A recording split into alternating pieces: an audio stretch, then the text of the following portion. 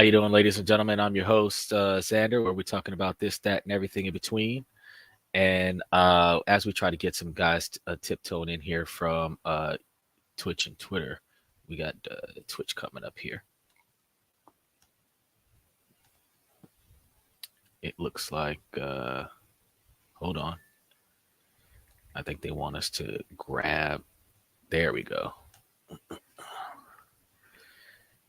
It's a slide and a half here. All right, now that we're in, this looks a little bit better than before. Now that we're in, welcome to This and That, where we talk about this, that, and everything in between. I had to say it again because I had to get everybody here that was on TikTok, because I had to get in on TikTok over here on the left side. Everybody else, we really appreciate you guys hanging in there while we're trying to get TikTok situated. Make sure that you guys like and subscribe, join the membership.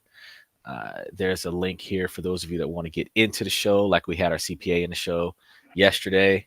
If you guys want to be a part of that, you guys want to dive in, you are more than welcome to get in there the way we all get in there when we start making it do what it do. So highly encourage everybody to, try to, tiptoe on up in here and come and talk. Today's topic is going to be kind of a throwback of one of the ones that we had. What was it? Months ago, we talked about it months ago. And that's one of the things, like, I'm trying to sit here and think about how long ago was it? Too long. But what I can say, today's topic, we're talking about the African-American men that are finding more favor in other countries overseas than those people that are trying to find that romance here in the United States. And I thought this was an interesting concept because online dating is still becoming more of the norm. We still have a lot of dating questions and comments on the show where people are talking about how they dislike the way things are going down in the dating field.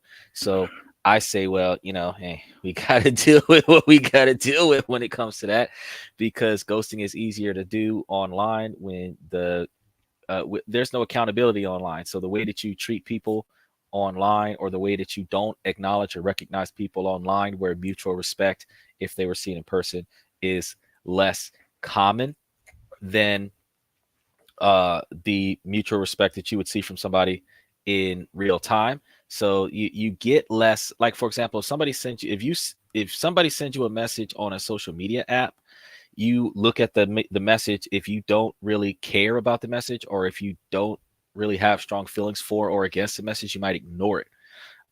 When in person, if somebody makes a comment, you feel obliged to respond. So we experience a lot more ghosting online, and then while we're experiencing a lot more ghosting online, we're also experiencing a lot more discontent from our ability to socialize and interact with one another, because we're looking at a pretty tough dating game right now. We have overly masculine women in the United States. We have more than understandable feminine men in the United States. So there's a lot more going on right now. Look at that. I got to lean to the left, lean to the coffee table because of the design that I got up here. This is an interesting footing. First 5 minutes of the show. All right. So now we've been talking about the incentives for expats, which are foreigners that go and live in another country to find the love that they're looking for, because men are inherently looking for love and affection, where that is not necessarily the case from the women that are attempting to engage men. They're more interested in the real-time connections, and that is something that we have had to try to rectify from time to time. I need to double check something real quick, guys, before we go any further. I want to make sure that we're good on both ends. All right. Because I seen a microphone moving and I'm like, hold on. Is the mic moving on the other side? All right. Yeah. So the mic is moving on the other side. First 5 minutes of the show. Don't worry. You just got to get the wheels spinning. Okay. So, hold on. We didn't want to do that. All right. No, I don't want to do that right there. Okay. Good. uh, what was I saying? Oh yeah, so one of the things I've come to understand is that in some of the other countries, the women are tasked with the obligations of looking after their family from the time they're kids until the time they're grown. They're more taught and encouraged to aid in taking care of the younger siblings. Then, as they get older, they are relied upon by a lot of the men in the family to provide some things to the family. So they actually have a different kind of culture in some of the other countries where the women are more dependable, where the men can count on them more. And one of the things that you're going to see in some of these other countries where doesn't mean that some of the common uh, uh, biases that exist here in the United States doesn't exist over there. So just because you got a good tan, don't mean that they're going to scoop you up because you got a good tan. However, the cross path of that same biases is that if you go over to another country from America, which has been uh, represented or misrepresented as one of the wealthiest countries in the world. I mean, the government itself might be wealthy. The top 1% might be wealthy, but the average day-to-day person, not so much so. Um, but it perceivably speaking, though, if you can afford to spend $2,500 to fly to another country and then spend another $2,500 to fly back from that country, then and not be financially strained because of it, then you kind of got it. You kind of got it. So what we come to see is if you go to some of these third world countries, the women over there automatically find out that you're American and they will immediately assume that you might be rich. Now, same mentality that we get from the American women that look at men with expensive cars and spending lots of money or carrying a lot of extra jewelry. But the difference is that they will do whatever it takes in order to earn the right to have the money spent on them. There are some that'll be a little bit shady about it, a little bit deceptive about it. So you got to be careful about who you choose to partner with out there. I know we've had some of the women jump up on the show and try to defend how going to the foreign country, the women in the foreign country is less safe to engage, according to some of the women that's come up on the podcast, because these women believe that the women are taking men's kidneys and everything like that in a third world country. And I'm not going to lie that men have gone to other countries and not survived the trip. But it's not just because they met up with a woman in another country. There were a lot more factors involved. They were up to no good and ended up in a bad spot. And you can say that they weren't up to no good. What about the one guy that got in his hotel? Well, if you buy a hotel in the shady side of town, you're likely to have more bad things happen to you than if you're going to a hotel on a good side of town. So you just got to really think about this. Then if you're chasing a female back to a hotel where you don't know who's there before you get there, and you'll end up in a position where you follow this girl back to this hotel thinking that you're going to get laid, and then when you get there, they lay you out. I mean, it's not being too forward, even in a third world country, kind of should be some red flags, because if a female is going to really encourage you to come over there and come and talk to her, the modesty is not there. The self-dignity isn't there with the way they talk. And you got to start asking yourself questions. So if you are out there looking for the wife material kind of thing, you can tell by the behavior that some of them don't behave the way you would want your wife to behave in public. Now, understandably, the fantasy of a lady in the streets and the freak in the sheets does dictate that you would be probably aroused in some way, shape, or form by a female that would talk to you dirty out in public. But you got to think about the fact that if she doesn't know your name and that's how she's willing to talk to you now, what makes you think that she's not willing to talk to every man that way? It kind of stems back to that same position where I've said plenty of times on the podcast that if you're taking a girl out and you're saying something nice and romantic to her, and then she hits you with the one comment that is a no-go. She hits you with the one comment of, oh, I bet you say that to all the girls. Okay, well, I'm out. I'm gone from that point on, because now you're assuming that I'm not genuine when I'm talking to you. You're assuming that I'm playing a game, that I have ill intentions here. And if I'm saying something exceptional to you, you can't fish me and make me say, oh no, you're the only person that I feel like this for. Nah. If you think that I'm playing a line, if you think that I'm trying to pull the wool over your eyes, that I have this script that I'm supposed to read so that I can get close to you, if that's what you think about me, you're not thinking positively about me. So in those situations, I walk out. But you don't have to say this when you're talking to somebody else. You can just know that this is in your mind, that if they're saying this, it's like, I wonder if he says this to everybody, you know. But you can find out.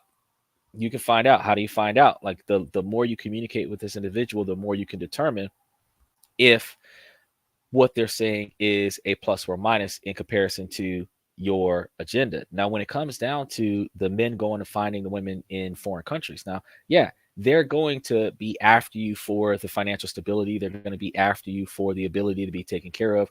The same way the American women are looking for a man that has more status and more financial providings than what they bring to the table for themselves.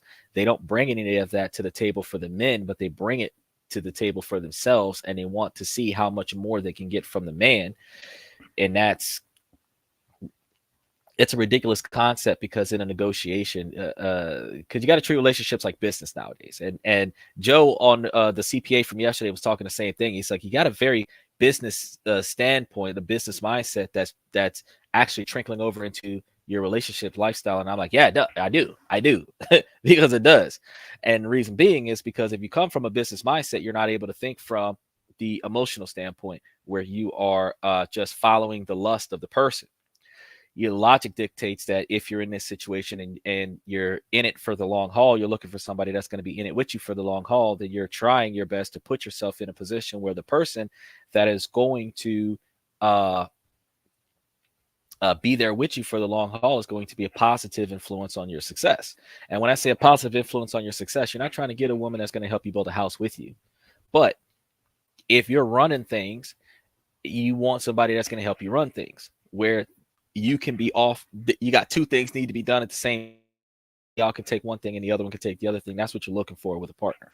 We're not looking to dominate women, but women have believed that if they are in control, that they're equal to the man, but that's not the case. And that's why men feel mistreated by the women a lot of the times, because women are going after the men and then thinking that they can be overly assertive with the man and be like sassy and everything like that, and that's cute. It's not cute. It's disgusting. It's miserable. It's frustrating.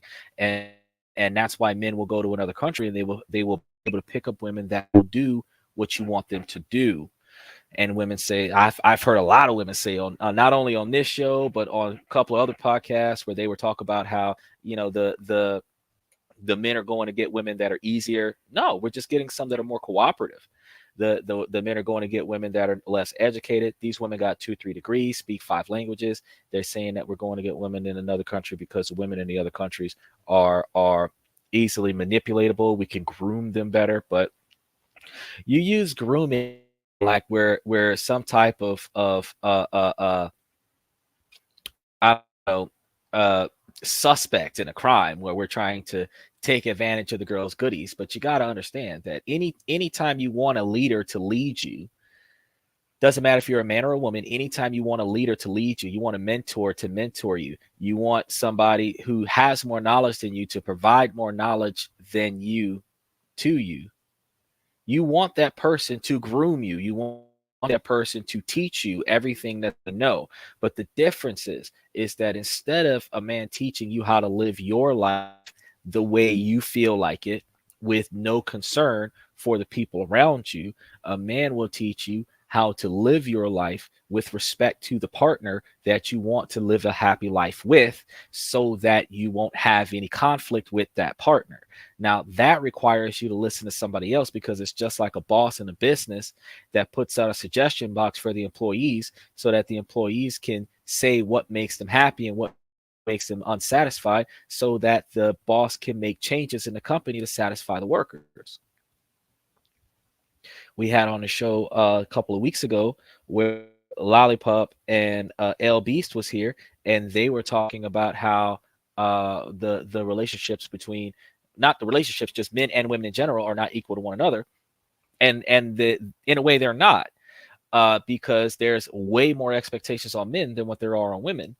And one of the questions that I asked them, and uh, B said that there is supposed to be reasonable equivalence to one another with effort versus financial distribution, which made perfect sense. A Lollipop just wanted to say that society dictates that men are more dominantly, I guess, successful or whatever than women. The fact of the matter is that men and women are inherently equal to one another, individual to individual. But women do not date men in America that are on their, and I've said this on the show before, that a person that's on your level is a person that can provide you what you can provide for yourself, not somebody who give you things that you otherwise would not be able to afford to get for yourself. So when you're thinking about somebody that is equal to you, if you work in a restaurant and that person works in a restaurant, or you work in a hair salon and that person works in a how you doing, Fireball, and that other person works in, say, a clothing store or something like that, you guys are somewhat on the same levels. So since you guys are on the same levels, if you're looking at how men are being, and you young boys can learn this stuff too, you're looking at how men are going to be rejected because the girls are looking for a guy that's got extra money, even though she doesn't have extra money. You're going to have girls that are chasing guys that have extra money so that they can get extra money to spend. He jumps up with Ohio every time. It's like he's throwing a shout out to Ohio. And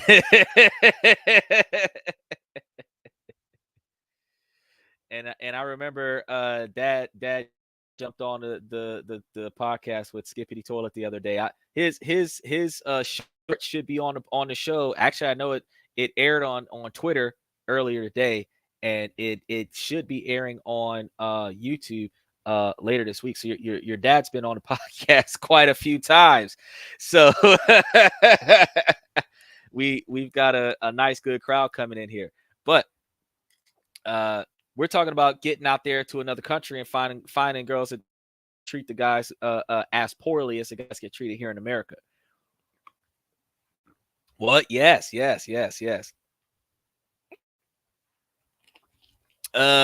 did actually. What does he like? I don't know what Pops likes. I know that well, okay, I do know one thing. Your dad likes when you're on the podcast listening to us talking about being better individuals, making ourselves more successful. So and what we're talking about today kind of helps with that, because you have to know how to socialize with individuals. You have to know how to make good choices with those individuals. You have to know when not to do things to set yourself up for downfall, because the things that you now at a young age can potentially negatively impact you in 5 years, 10 years, 20 years, when you cannot go back and undo it. It's unlike a video game. The things that you do in life right now can really destroy your future. You could get in trouble for something. And now with everybody being on social media, you could do something that you think is funny and clowning around here at your young age, and that video stays on the internet. Then when you go for a job interview, somebody does a background check on you and they find that compromising video, and that's when you end up in a situation where you're like, oh boy, because you're not getting the job because of what you said and did 5-10 years ago on social media. And since the Gen Z's are quickly jumping on the internet, doing everything on the internet, they live through their cell phones, you guys are really putting yourselves in a compromising position when you're clowning online, thinking that it's funny and it's cute and you'll get a lot of views. And then when you grow up and mature and you realize that your actions 5 or 7 years ago was stupid, you can't go back and undo it, because you're not the only person that has access to that video. That video's been live for years. So he said, oh, I got to go through some of these comments, y'all, because they did jump in here. We had these guys jump in. We had some Ohio. I only can throw up the appropriate ones. Only throw up the appropriate comments here. But your dad, when we were talking about taxes, he didn't come in yesterday when we were talking about the taxes for 2.5 hours. We talked about a lot of stuff, though. We didn't just talk about taxes. And you tell me, Your dad is not in, bro. You be trying to hashtag some stuff. You be trying to hashtag some stuff. Who was he on yesterday? Joe. Joe is a CPA. He was on yesterday, and he was a gentleman that was. Yeah, I know you were trying to join. Joe was a CPA. He was yesterday telling us about a lot of things, because this guy, he's older. He's in his 70s, and he was telling us a lot of things about how life has changed, about how times have changed, and he was telling us a lot of information about how we can buy and sell. Not buy and sell. That's a different guy. Because I'm thinking about Brett Owens right now. Joe was talking about how you could buy seminars with him, and he can help you out with your taxes, and he can help you out about making better financial choices. He knows a lot of stuff about day trading. Day trading is fun and easy, according to him, because you do a little bit every day and make yourself some money, instead of sitting there all day long struggling trying to make you a dollar. He has knowledge about the way Bitcoin used to be back in the day, and bot trading back in the day, and the algorithms that didn't really work very well back in the day. I have had a little bit more success in recent times with bot trading, but at the same time, it is still a volatile situation, and you're not guaranteed to get a lot of money off of it. They say that if you jump in at the right time and you play the market right, you can see an 80% return. And if you see a positive 80% return, that for every $10,000 that you put into the stock, you'll get back $8,000 a year. And that's good. That's good. But and you also noted, if you put in 20 grand and 20 grand turns into 70 grand, you just gain 50 grand worth of interest on, which means that your money likely tripled, which is like 350% increase. And that typically happens in a 90-day period, roughly 90 to 120-day period of time, because between May and June, when it's right around its lowest, April, May, and June is right around the lowest time, and then after that it starts climbing, and it climbs to its highest points in October, and then it starts going on a decline in December. And if you're riding that wave on its way up, and then pull out when it's at its peak, then you're good to go.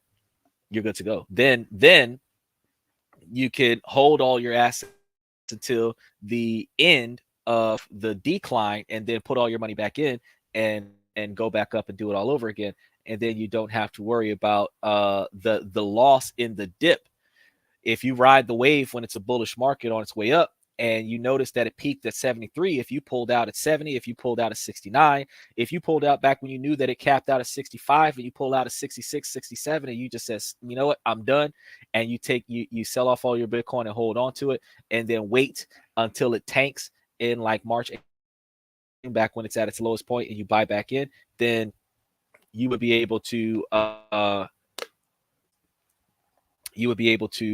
put your money back in, which would double or triple your money, because the amount of money that you got back is going to be more than the amount of money that you put in. And when you're putting that larger quantity of money in at a lower value, that money is going to give you a lot more money when it doubles or triples by October of every year. And it always does it. It peaks like somewhere between, I think, the fourth week of September and the first or second week of October, it starts going down. So right around the 15th or the 21st of September, you're looking at whatever the market is at that point. You're like, you know what? Sell. And just hold on to it. Don't cash out. Hold on to it. Leave it there and let it ride. But if you watch they got some YouTubers, some podcasters that solely talk about Bitcoin trading, and I might talk to a couple of them and see if I can get them on, give us some pointers and some insight on it, because that would be a good thing to learn. But fast money is only fast money when it's big money. Like he said, he put up $500 and he got like 50, which is a 10% return. And I had put up like $250 and got like 30 in I think 2 or 3 weeks. But that wasn't a long-term scenario. That was a short-term scenario. It was a small quantity of money. I explained to him that if I would have had 20 grand at that time when I got that $30 return, that I would have had a $3,000 return. And he said, I can't think that way, but he's thinking about over the long term. I'm like, no, in that short 2-week period of time when the trades were going the way they were going, and I made $30 off of $250. If I would have had $25,000 in there, I would have made $3,000 in that 2-week period of time. But it just would have been in that 2-week period of time. That doesn't mean that it would have continued to spiral upward at that time. You guys got yeah, I know that was you in a hat. I know that was you in a hat. That was not, it was one of y'all's dad. It was one of y'all's dad, because he took the phone from y'all a couple days ago and he got on, and that I made a short out of that. It's up there right now, so somebody's watching it. Somebody's talking about how, because we talk about stock trading, we talk about other things. Yeah, you were asking me about the Diddy coin. I have not looked into the Diddy coin. I think you just want me to say Diddy coin online, and it doesn't bother me because that's not really a red flag word. And what is the future of real estate like? Well, the future of real estate, you're gonna love the future of real estate, because we were actually talking about relationships and guys getting girls in other countries, and I'll be able to talk about that in a second. But just go ahead and answer this question about your real estate situation. The stock market is going down now. Not the market, the interest rates. The interest rates are going down, which means that the market is going to go up. The market is going to be more flexible. And what's going to happen is that because right now it's right around, for some, it's about 6%. It's starting to get down to 5.5%. They have, for the VA, the veterans, they have the 40-year 2.5% interest rate, which is not, it's really low if you're putting down a down payment up front. But if you're not putting a down payment down up front, it's not really that much, but it does cut your mortgage in half, your monthly payments in half. You're just paying less more often over the course of 40 years instead of paying like $4,000 to put you on there. There's that hat again, the American dream. Don't drop the phone, bro.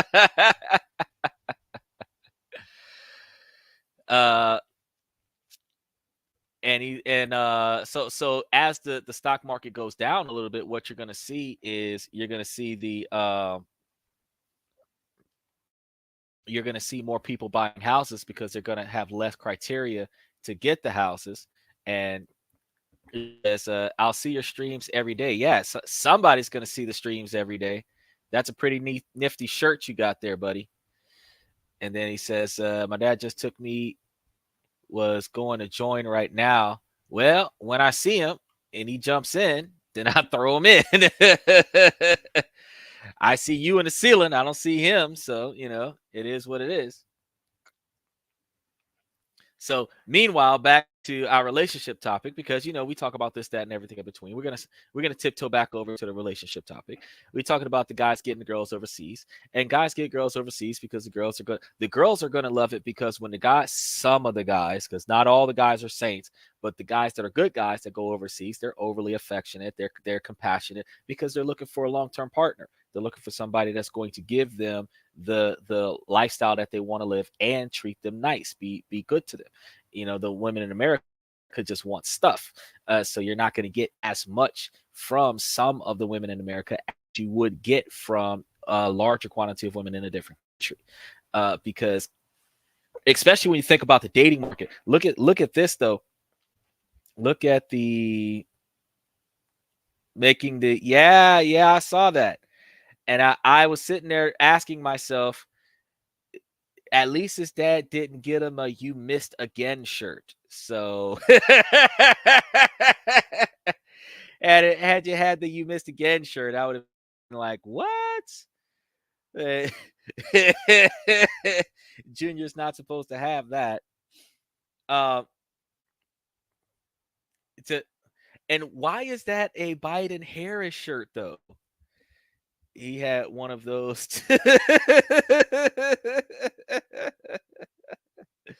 He's gonna put the. He's good. Okay. Y'all tripping. So.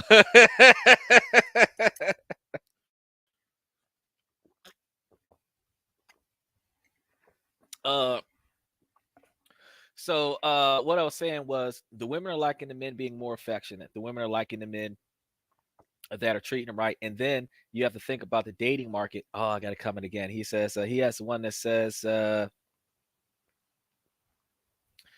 oh yeah, I can't even put that one on the pot. I mean, that's a true statement for them to put that on a shirt, but I mean, I can't put that on. Oh boy, oh boy. You notice when we were talking about some politics yesterday, we had some ups and downs because while he is pro Republican, I can't say that I'm quite able to declare independent. Uh, One of the foundational expectations of claiming a democratic position was specifically because growing up in a low income environment, the democratic policy 40 years ago benefited low income individuals and moderate income individuals. So if you wanted to receive more benefits from your government for the taxes that you were paying, and potentially get some more tax deductions for the taxes that you were paying, and potentially not have to do without so much of what is considered bare necessities, you were supposed to vote Republican, right? I mean, Democrat. You were supposed to vote Democrat. But when they started talking about the police state, the military state, the one party government where they're taking away our rights to be American citizens, they're violating the Constitution with the laws that they're creating, they're imprisoning us for things that are supposed to be our constitutional rights to do. These are the issues that we have a problem with, where now the Republican Party is starting to make a little bit more sense when they're saying, no, we're going to give you a right to carry your guns. We're going to give you your rights to say and do a lot of other things. I even surprised, because I am not a Republican, I was able to give Donald Trump the credit that he deserved in those scenarios when the man was when he said, well, Donald Trump put his name on it, but Biden did the work. I had to explain to him, no, actually Donald Trump did the work. Biden got the credit for it, because an executive order is signed and it takes time for it to go into effect. And over the 25 years of success of that executive order, the president in power at the time gets credit for the increase of the economy. But a executive order between 2017 and 2021 would have been the executive order that had us getting funds in 19, 20, 21, the stimulus checks, and Donald Trump is responsible for that, not Joe Biden.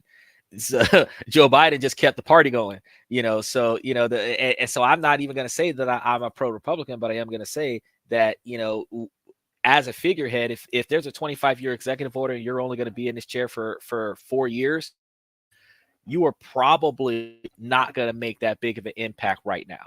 But if you are there for 8 consecutive years, or like Trump was talking about having 12 consecutive years, you can do a lot of stuff in 10 years. You can either make or break the country with executive orders in 10 years. But just getting a 4-year turn once every so often can't really destroy anything. And you can't really do too much building it up quickly, because there's a lot of stuff that can get undone or delayed, like the wall. Should have been done by now. It's not finished because they put a stop to construction. But why does the border have a bunch of sheetrock and tinfoil holding the wall up? It's the United States. It should be built like Babylon. It should have like these big walls of China that up there, but I don't know. He said, yeah, we talked about that. He's talking about Camilla having the middle class family. She didn't raise middle class. As a vice president, the vice president doesn't have any power for the most part. They are the judge in the House, the person sitting at the front of the room where both the Senate and the House is sitting there arguing back and forth about policies. She's the one maintaining order and dropping the hammer. She doesn't have a vote in that room. She waits until the president loses his life and then she takes over. She does not put any policies in order to change anything. She just takes the current president's policies and put them into effect. She follows instructions. She follows the leader. She doesn't really change anything. So what the Biden administration has done that Camila could take credit for is allowing more immigrants to come into the country and seek asylum without negative recourse, which is part of the melting pot of the United States and the backbone infrastructure of our agriculture, because undocumented immigrants that are picking cotton and apples and grapes for like 65 cents a pound is why we can get a fruit basket for $5. You have Americans out there picking cotton for $40 an hour because it's hot. Your salad at Wendy's is going to be like $50 a plate for the same little 8-ounce bowl of stuff. Y'all got to understand that it's not fair to every level of person, but the infrastructure works itself out where these undocumented people do things for a lower amount than American citizens are willing to do, which is the reason why American citizens can still get certain things so cheap. So outside of replacing immigrants with machines, which will also replace Americans, you're either going to pay $50 for a sandwich at a Wendy's, and that's the dollar menu, or you're going to like, there won't be a dollar store, it'll be a $10 store, because that'll be the cheapest. Everything is $50 or higher. Like, that will be what happens if you put Americans into the agriculture. Walmart will have like $100 for 5 items, and you need like 60 items. You'll be going into Walmart with $6,000 because you've got Americans doing agriculture where they're picking their own stuff. Just being honest. But the other thing that she did, she's giving them more benefits to what they're giving homeless people here in America. They're putting homeless people in jail, but she's giving them food and housing and stuff, and that's not benefiting everybody. So, that's what they're doing with the tax dollars, plus sending money overseas. She's talking about how people aren't in war, but we still got troops overseas. They ain't in a scrimmage every day of the week, but they still out there in a scrimmage. We're talking about how, like, the one thing she did do was bring a bunch of people who broke some laws in another country back. Like, you got caught with drugs. Like, bro, like when Snoop got caught with drugs, he went to jail. Ain't no president over there went got Snoop out of jail. Snoop had to get out. He had to do a time to get out. You feel me? Ain't nobody went over there and went got him.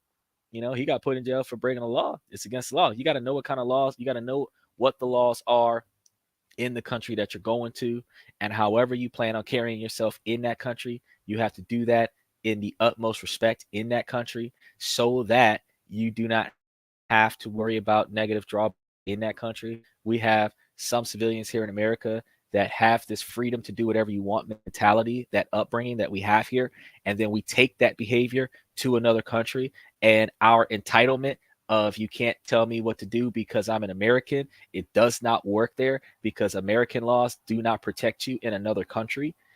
And those people who got brought back are lucky by a president, because a lot of times you go out there and you don't come back.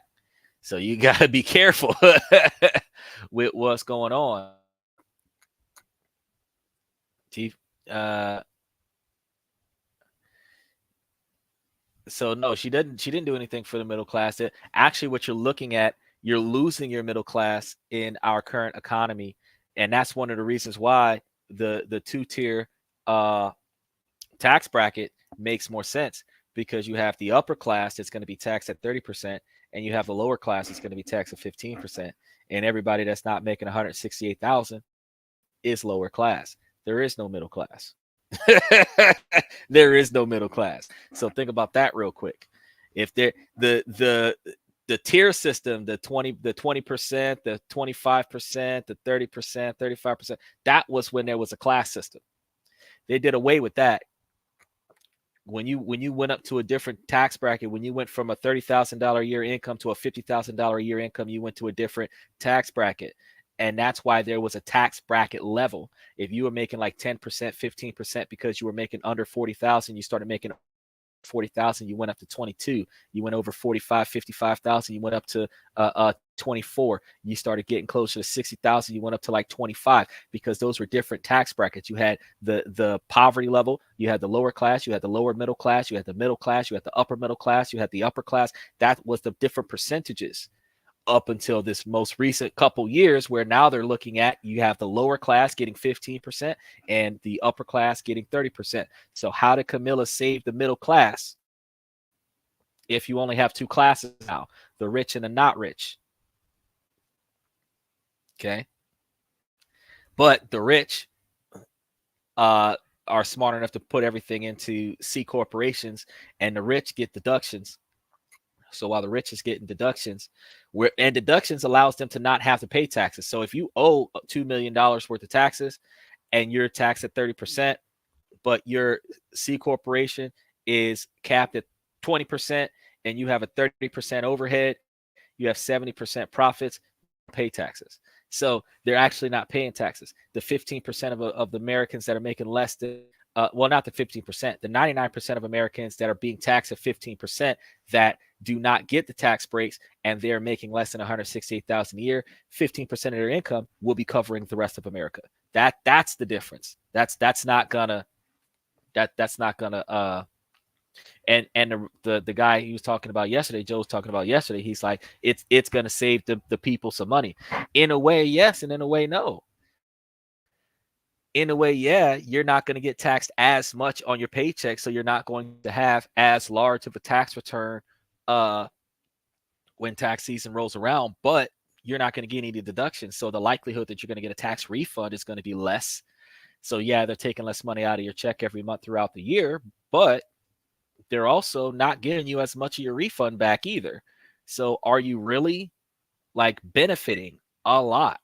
The only upside when Trump said they're not going to tax over, that's a lie. You're going to tax 15%. They're just not going to overtax you for overtime. So, you know, when you go from making $15 an hour to making $27 an hour because you got that time and a half for the holiday, that extra money that you're getting for that time and a half, and time and a half means your current time plus half time for that same amount of time. That extra half time for the same amount of time that's added to your regular time is not going to be taxed additionally. Extra taxes. So like you making, say, for example, you're making $20 an hour, you're taxed 15% on $20 an hour. That's going to be $1.50 for every $10 that you're making. So you're going to get taxed $3 on every $20 that you're making. You make an extra $10 an hour because you're doing overtime. You're still paying $1.50 for every $10 that you're making. You're only going to now be taxed $4.50 on the $30 an hour instead of being taxed $3 an hour on that $10 and being taxed $1.50 on the $1 an hour, where you would have actually ended up making out of the $9, out of the $10 of extra money you would have made out of that hour, you would have lost $9 because of the taxes. You're not going to see that anymore, where that first few hours of overtime that you work, that $10 out of the $10 you would have only made $1. You're not going to see that anymore, but you know, you're still being taxed on it. You're gonna take home more of it. You'll be able to work more overtime till they replace you with machines. So you know that's what that was about. Is that my dad's family is a super conservative and Republican because he was born in South Carolina and he was a Marine. This is appropriate. We're gonna put this up here. He was a Marine. And now in the Air Force National Guard. Well, I appreciate his service. I appreciate his service. They're wearing MAGA hats in church. I gotta say, I you're not supposed to mix church and state. He said, I was George Washington, me and my it would have been Zach about it. Bro, no, it's worse. You said George Washington, me and my homies would have been, y'all would have been under the stack. Y'all don't understand how I used to go back in the day with George Washington. Back in George Washington's day, y'all would have been in a room full of sick folks and y'all would have caught what they caught, and ain't no medicine out there for it, and y'all would have got put into a pile of other people and set on fire. That's how it would have went down. Y'all been sitting trying to figure out how to make it do what it do, you know, for those that survive, because it is survivable. But when you're out there joining the war, you thinking, oh yeah, I'm gonna go out there and I'm gonna make it work. The way we do it now in 2024 is not the way it would have been done back in the day, because back in the day the ammunition didn't go very far. It was a little like rock, little metal ball kind of thing. It's like shooting marbles, and it took you 5 minutes, because what you had to do, you had to take this long musket, you had to stand it on the ground, you had to drop the little ball in there, you had to pour the powder, the gunpowder in there, then you had to pack it down, and then you had to aim, and then you had to fire the thing, then you had to do it all over again. So the repetitive shots, it would have took you like 3 to 5 minutes per shot. And repetitive shots, you would have been sitting there for like 20 minutes to get off 3 shots. So you're not stacking nothing back in back in George Washington's days. And then there was no body armor in those days. So you got hit in the chest with a marble flying at 65 miles an hour. You got hit in the chest, you were done, bro. They had no first aid. They didn't do anything about fixing organs. Like, you were done, bro. You got hit, they just stepped over you. Some people might use you as a human shield. Like, you're not. It wasn't stacking nothing. If you was on the front lines, it was over. No, that's not true. Because if Jesus would have had one of those, then you got to understand that first of all, at 30 years old, he started his ministry. So if he would have been doing his thing at 30 years old, if he lived to 70, he would have been long gone. He probably would have lived an extra 35 years.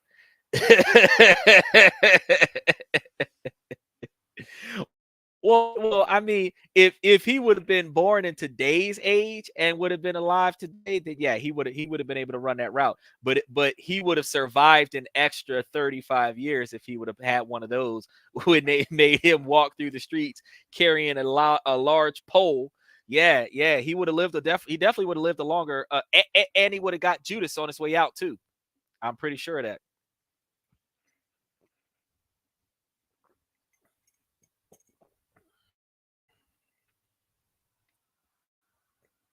Oh, that's interesting question. The way they were being treated back in the day was inhumane, and that's the reason why we have labor laws in the United States right now.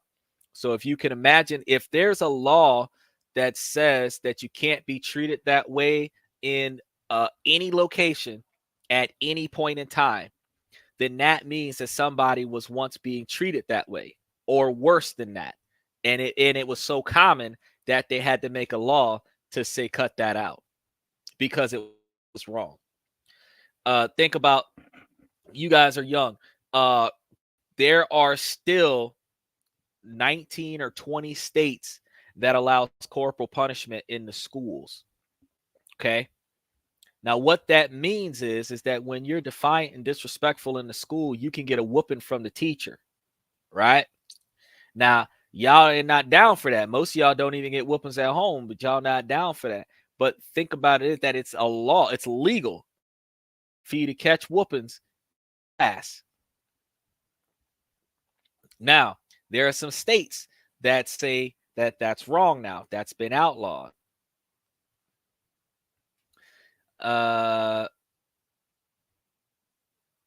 You're asking me, it either way, it doesn't matter with that question there. It doesn't matter.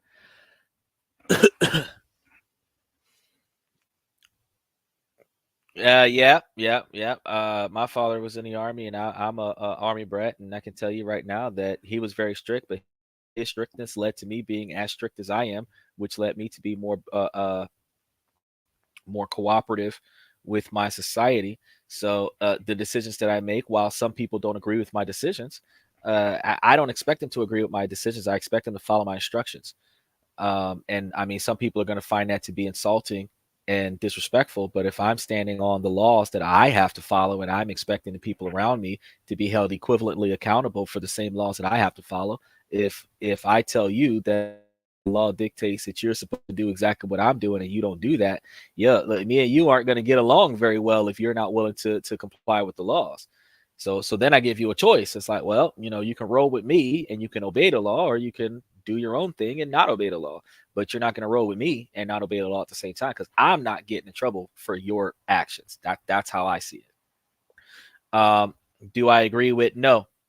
No, I don't. Okay, I was about to say no, but then I have to stop and I got to think about this question. I looked at this question that you're asking me here, and there are parts of it that I don't like. There are parts of it that make sense. So the parts of it where they are making it harder for you to get a second tier education after a bachelor's degree, I don't like that part. The privatizing the Medicare and making the elderly people who have retired have to pay for their medical stuff, I don't like that. The the stuff that Obama put into place to allow people who had already gone to college to get rid of their student debt, they're going to be doing away with that. I don't like that part. And then the part where they're making it harder for individuals that have not been deemed physically disabled to receive food stamp assistance, I don't like that part.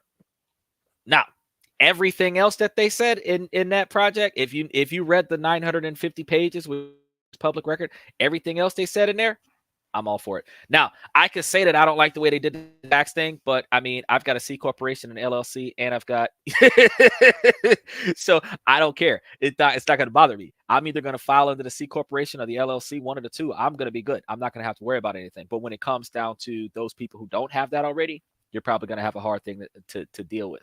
But I've already got a fully established C corporation and a fully established LLC that has been in existence for at least the last 5 or 6 years. So when the stuff, and then I'm going into the real estate investments as in addition to the real estate I was already in, I'm going into actual real estate investments, and then I'm also going into stocks and bonds and bitcoins, where higher earners will be getting less taxes for doing so. So since I'm going to start doing more often the stuff that they're making less difficult to do, yeah, I have no problem with anything else that that they put in there. So 100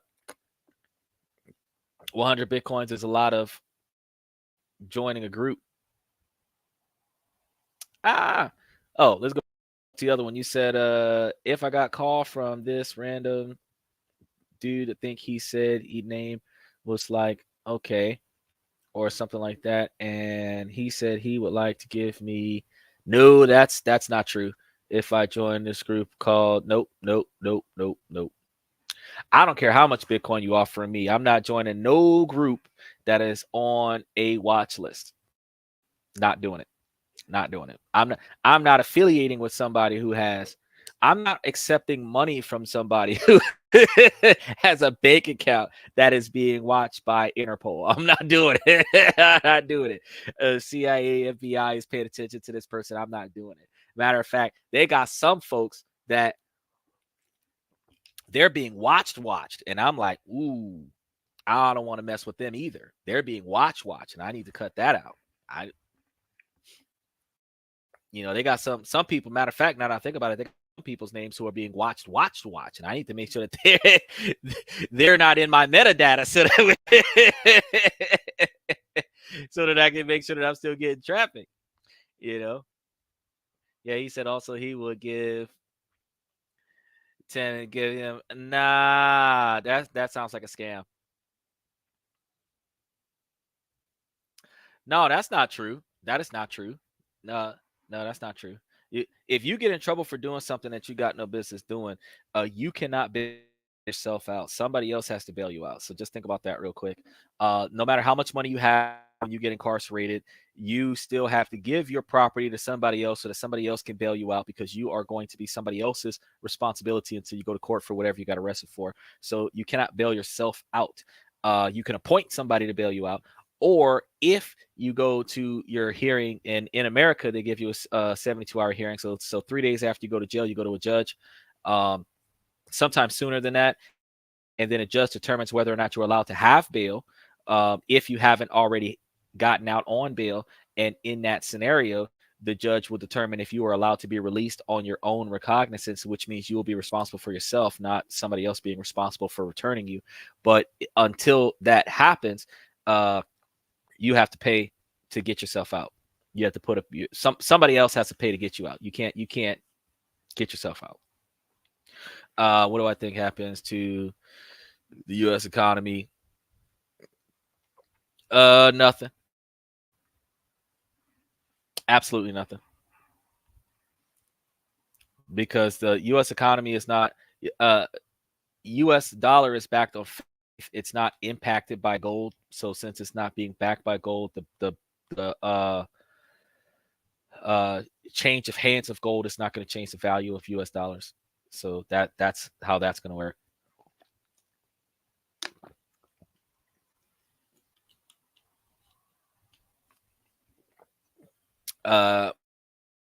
If any major company invests all of their money into another company, they may more than likely have priority shares of that company, which allows them to take priority control over that company, which is usually identified as a hostile takeover of a business, where they get bought out by their competitor. That's always possible when you make shares of your company public. The smartest thing for you to do is to have common stock that can be bought by people where they don't have voters' rights. Bonus rights give you ownership rights, to say the least, and then people can buy that. And you're supposed to limit the quantity of common stock that you're going to allow people to get in your company, because out of 100% of the stock that's available, you want to make sure that you have the majority share. So you and maybe some of the other people that are in the executive board that have voters' right shares of the company would limit your 51% to overshadow the common stock that the other people have in the company. So it's a plus and a minus kind of thing, where you can potentially buy out somebody if you don't set the right parameters. But if you're not putting out stock, if you're just putting your entity up there, and then you're going to start building wealth with your own entity, and you're not going to use your business to take in cash flow so that you can get stock, so that you can invest that stock into something else, then you don't have to worry about that. But if you try to outsource for money, yeah, if you do it wrong, they'll take your whole good idea. They'll take your whole good idea, give you a really, really nasty severance pay, and kick you out of your idea, and then mastermind your idea and make millions off of it. And then you got to start from the drawing board. And whatever little bit of money that you give you, even if they gave you a couple $1,000,000 for it, whatever little bit of money that they give you is not going to be anywhere near as much as what your project was worth. But because they took your project before your project got off the ground, they gave you a reasonable severance pay. So, yeah, you got to be careful about that.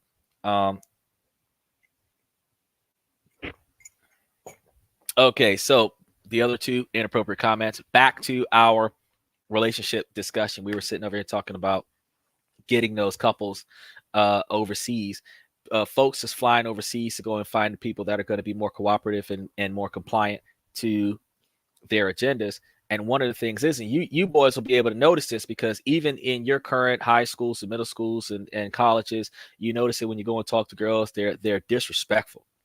They try to embarrass you in front of their friends, and then you try to get back at them by trying to embarrass them in front of their friends. And the fact is that as you get older, you're going to come to find out that attitude never changes. That the way girls disrespect boys in high school and middle school, that's the way women disrespect men as adults. And the way you don't like it now is the way you're not going to like it as an adult. The only difference is that as an adult, you're paying for the woman to treat you badly, and they call that a relationship. It makes no sense.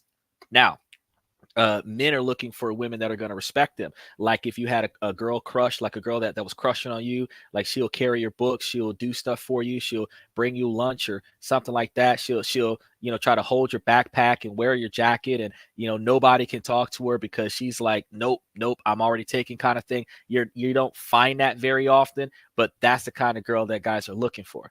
The girl that is dedicating herself to her man, and you're not going to find that often in our society, where women are taught to be self-sufficient. Not self-sufficient, they're taught to be independent, because self-sufficiency means that you can do some stuff for yourself. I don't have to hold your hand and carry you through every little detail. Independence means you don't need nobody for nothing. You don't want nobody for nothing. You're good all by yourself. You're a lone wolf. You can't be a lone wolf mentality in a pack environment.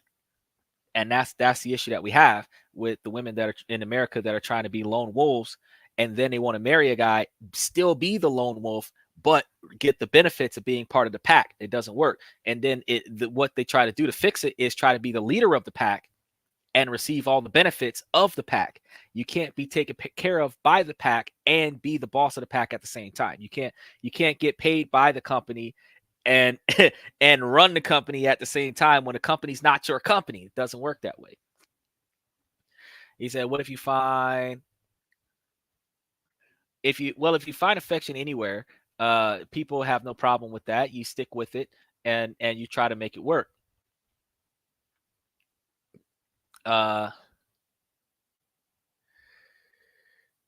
Yes, that is actually a very good saying.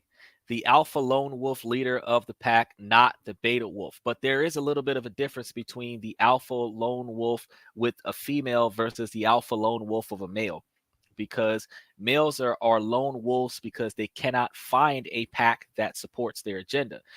Females being alpha lone wolves are women that have probably been through negative experiences, and they have emotionally shut down, and they have decided to stay to themselves. Then they find guys that, because women still want to be taken care of. They feel like they need to be taken care of. So the problem that you're going to have is that they're going to try to be taken care of by somebody else, which causes them to get into relationships where there's a power struggle, because the woman still wants to be in charge. She's so used to being independent and being in charge of her own stuff, but they don't actually recognize that they're electing somebody else to take charge for them. And since you're electing somebody to take charge for you, you're supposed to be able to cooperate with that person and follow instructions. The same way, if a man hires an attorney to represent them, when the attorney tells you to shut up, you're supposed to shut up. You're paying this man to tell you when to shut up.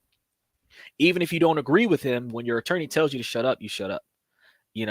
If your attorney tells you don't talk right now, don't talk right now. If your attorney says this conversation is over, this conversation is over. Now, your husband tells you this conversation is over, and you're going to tell him, you can't tell me what to do. You're not my daddy. But when you select this man, you're electing this person to represent you, which means that this person tells you when the conversation needs to stop. That's how that works. It's the same thing like the president, vice president, and all those people who have security guards. When you pay for private security to protect you, they tell you when it's not safe here, that it's time for us to leave. They tell you when you can't go. They tell you when you need to go. They tell you what you can and cannot wear. They tell you when you cannot affiliate with certain people who's not safe. They try to vet people to make sure that your encounters are okay. They search people before they allow those people to come in close contact with you. They enter a room before you to clear the room to make sure that the room is safe. And if they put you in a safe room, they tell you don't leave. Guess what? As an adult, you just got grounded by a grown man. There's nothing that you can do about that, because in order for them to keep you safe, you have to do what they tell you to do. And that's what they are not paying attention to. They are not paying attention to the fact that when you elect somebody to be in your position as an authoritarian figure, that you are not receiving the respect that you are supposed to have as the authoritarian figure, because they selected you. And that's why we end up going to other countries, because in places like the Philippines, Vietnam, Japan, China, Hong Kong, Zimbabwe, like there are places where the women were taught to put all of their effort into take care of their family, making sure that their family is provided for. And whenever she receives resources, she is supposed to express those resources to her family. And that's one of the hardest parts about going there as an American, because if you go there as an American, no matter how much money you give this woman, her family needs more money. So you will take care of her and her whole family unless you move her to America and separate her from her family. You may even still be paying for her family because, like, for example, $500 in America goes a long way in the Philippines. If you were sending her family $500 a month and you take this girl and bring her to America, they're taken care of for the most part because of $300 to $500 a month that she would have earned being there. They would be getting without her being there, and then she would go to America and they would keep getting paid while you're in America. It's the same as dating a girl. You're giving her an allowance, and instead of her wasting her money on hair and nails and all that other stuff, she lives beneath her means so that she can mail that money back to her family so that her family has money. See what I'm saying? So there's always something. There's always something. But the difference is that when you're going to a different country and you're getting a woman who's going to dedicate herself to your satisfaction because you're going to be providing this money for her and potentially her family, that is going to be your difference. You're not going to find an American woman that is going to dedicate herself to your satisfaction, where she will do what you say do when you say do it so that she can keep getting the money from you.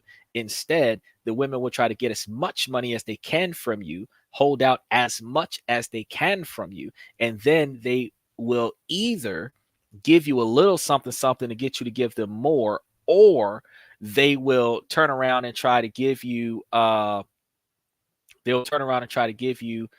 just enough, and then when you don't provide, they'll trade you in for another guy who hasn't given up on the situation and start invest more. And then he has we're not going there. And so you got certain topics that are restricted, age restricted topics. So to answer your question, with age restricted topics, there are going to be some topics here that are going to be limited to certain viewers that are either operating on VPNs or have not exposed themselves to that restricted mode.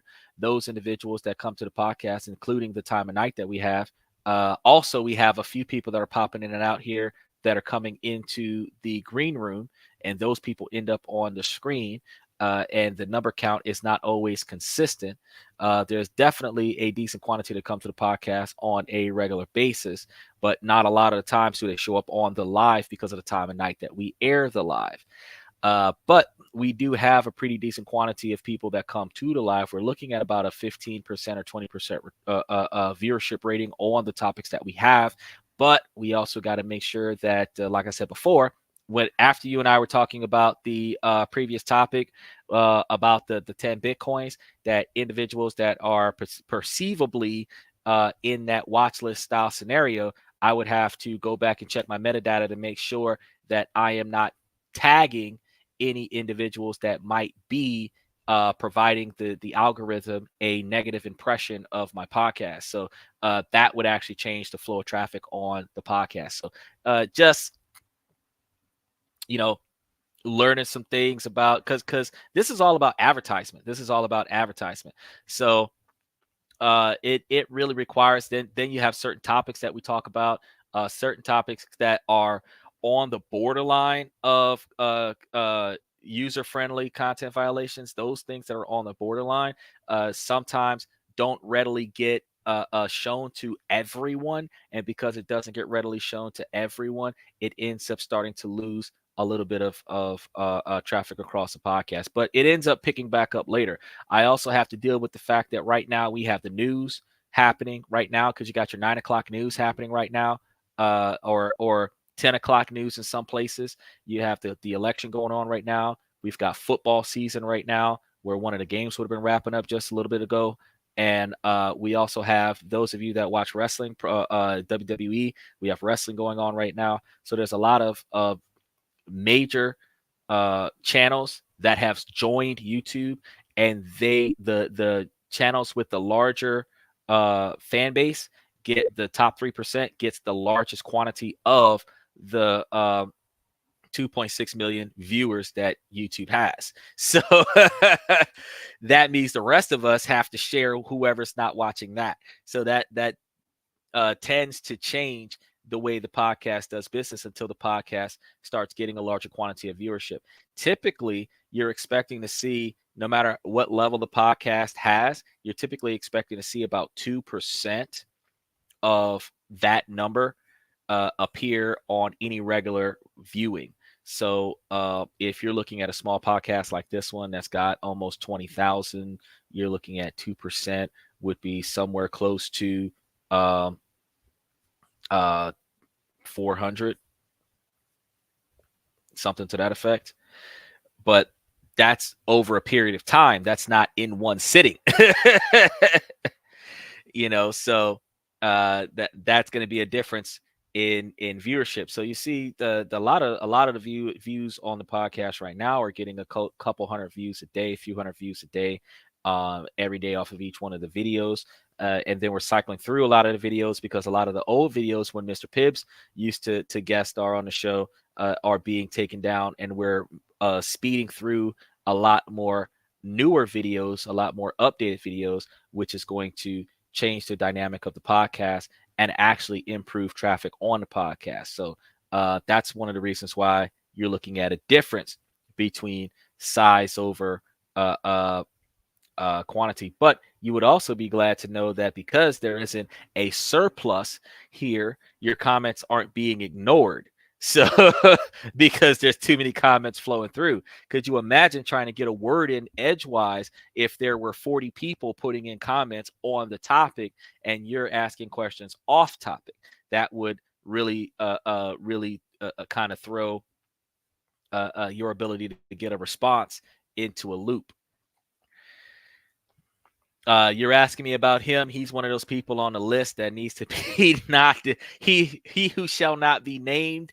When you ask me about him, he does make a lot of sense in a lot of things. He is one of those alpha masculine red pill promoters, and I'm not a big fan of some of the things that he says because but it does make a lot of sense as to why he says it, because he's coming from the position of, if you flex in any way, shape, or form, you'll be walked on. So but instead of being walked on, you stand on your principles, and anybody who doesn't agree with that, you just do away with them. You don't allow yourself to become flexible. And I've been in some situations where being overly flexible allows people to force you to bend even more, just to see how much more they can force you to sacrifice.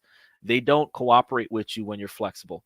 They do not understand that you are trying to compromise, and then take that compromise and say, okay, well, since you're asking me to do less than what I was told to do, I'm going to do what you're asking me to do. Instead, because you're asking them to do less than what they were told to do, they will ask you or try to convince you or manipulate you in a way to believe that they should do even less than what they were already instructed to do. And that's an issue. And that's one of the reasons why that guy makes a lot of sense. It's like, don't flex. Don't flex. I've even told you guys on the show plenty of times before. I've told you guys that you've got to stand on your non-negotiable expectations for behavior. And one of the reasons why I tell you that is that your non-negotiable expectations for behavior means that you expect a person in your presence to behave a certain way. If they don't behave that way, you are not going to allow that person to be in your presence. You're not going to force them to change. You're going to give them the option. You're either going to show up and do it the way I'm telling you to do it, or you're not going to show up. Don't come around me with that nonsense. That's how it works. I tell you guys, hey, y'all can come up here if you're going to be serious, but if you come up here and you're clowning, I'm not going to put you on the show. I also can't put you on the show because you're not old enough, but if you were old enough, I still wouldn't put you on the show if you were clowning. That's a non-negotiable expectation for behavior. So that way I can be on the show and you guys can be on the show. Y'all can learn something and we can always be there. If I throw you up there and allow you to do something inappropriate, I get canceled. I'm not going to have something negative happen to me because of your behavior. As you grow up, because this is a form of mentorship, which is why I didn't block you guys, because you guys can still learn something while you're clowning around with me in the comment section. Truth is that you will find that you will end up in more trouble with that reckless, careless friend that thought it was a prank. They're doing a joke. They're mistreating somebody or doing something to somebody's business or somebody else's stuff. And then when somebody calls the police, you get in trouble for that. that non-negotiable expectation for behavior mentality, that mentality tells people, you know, hey, you're not going to mess up in my presence because I'm not going down for your behavior. You're not going to do things that I'm not willing to do because I don't want to be in that type of conflicting situation. You know, I don't want people to treat me a certain way. So if you're going to treat me that way, don't even show up. You know, that, and I would prefer for you to be absent and, you know, not do what you're going to do than to be present and not do what you're going to do. You're going to feel the same way when you guys get jobs and you're working on a job and you got that one person that's on their cell phone the whole show. I mean, the whole shift playing around, and you're doing all the work. You're lifting all the work. If you got siblings and your parents say clean your room, you're cleaning your room. Your siblings are playing video games. You're mad because you're the only person cleaning the room. That's exactly how it feels. That's exactly how it feels. He says,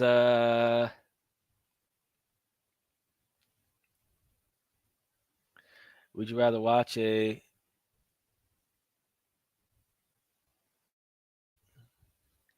Yeah, exactly. There are people who you control them, and because they read all of their comments, they just read every comment back to back. And because they're reading the comments back to back, they're not expecting somebody to come in and troll them and say something inappropriate. And then they will put it up there. And because they put it up there, it's too late now. It's up there, and now they have to you asked me, would I like Mr. Beast to shout me out so that I can get a bunch of subscribers? If you want Mr. Beast to shout me out, he could do one or two things. He could either shout me out or he could jump on my podcast and do something appropriate on my podcast. Because I'm even Mr. Beast, I'm not going to have him up here getting me canceled by doing inappropriate stuff on my podcast. But you know, I don't mind having people with a larger subscribership than I do promoting my podcast, especially when I'm talking about ways for us men, you young boys can make money for yourselves. You know, if you guys, like, for example, at your current age, you guys could start up dog walking businesses.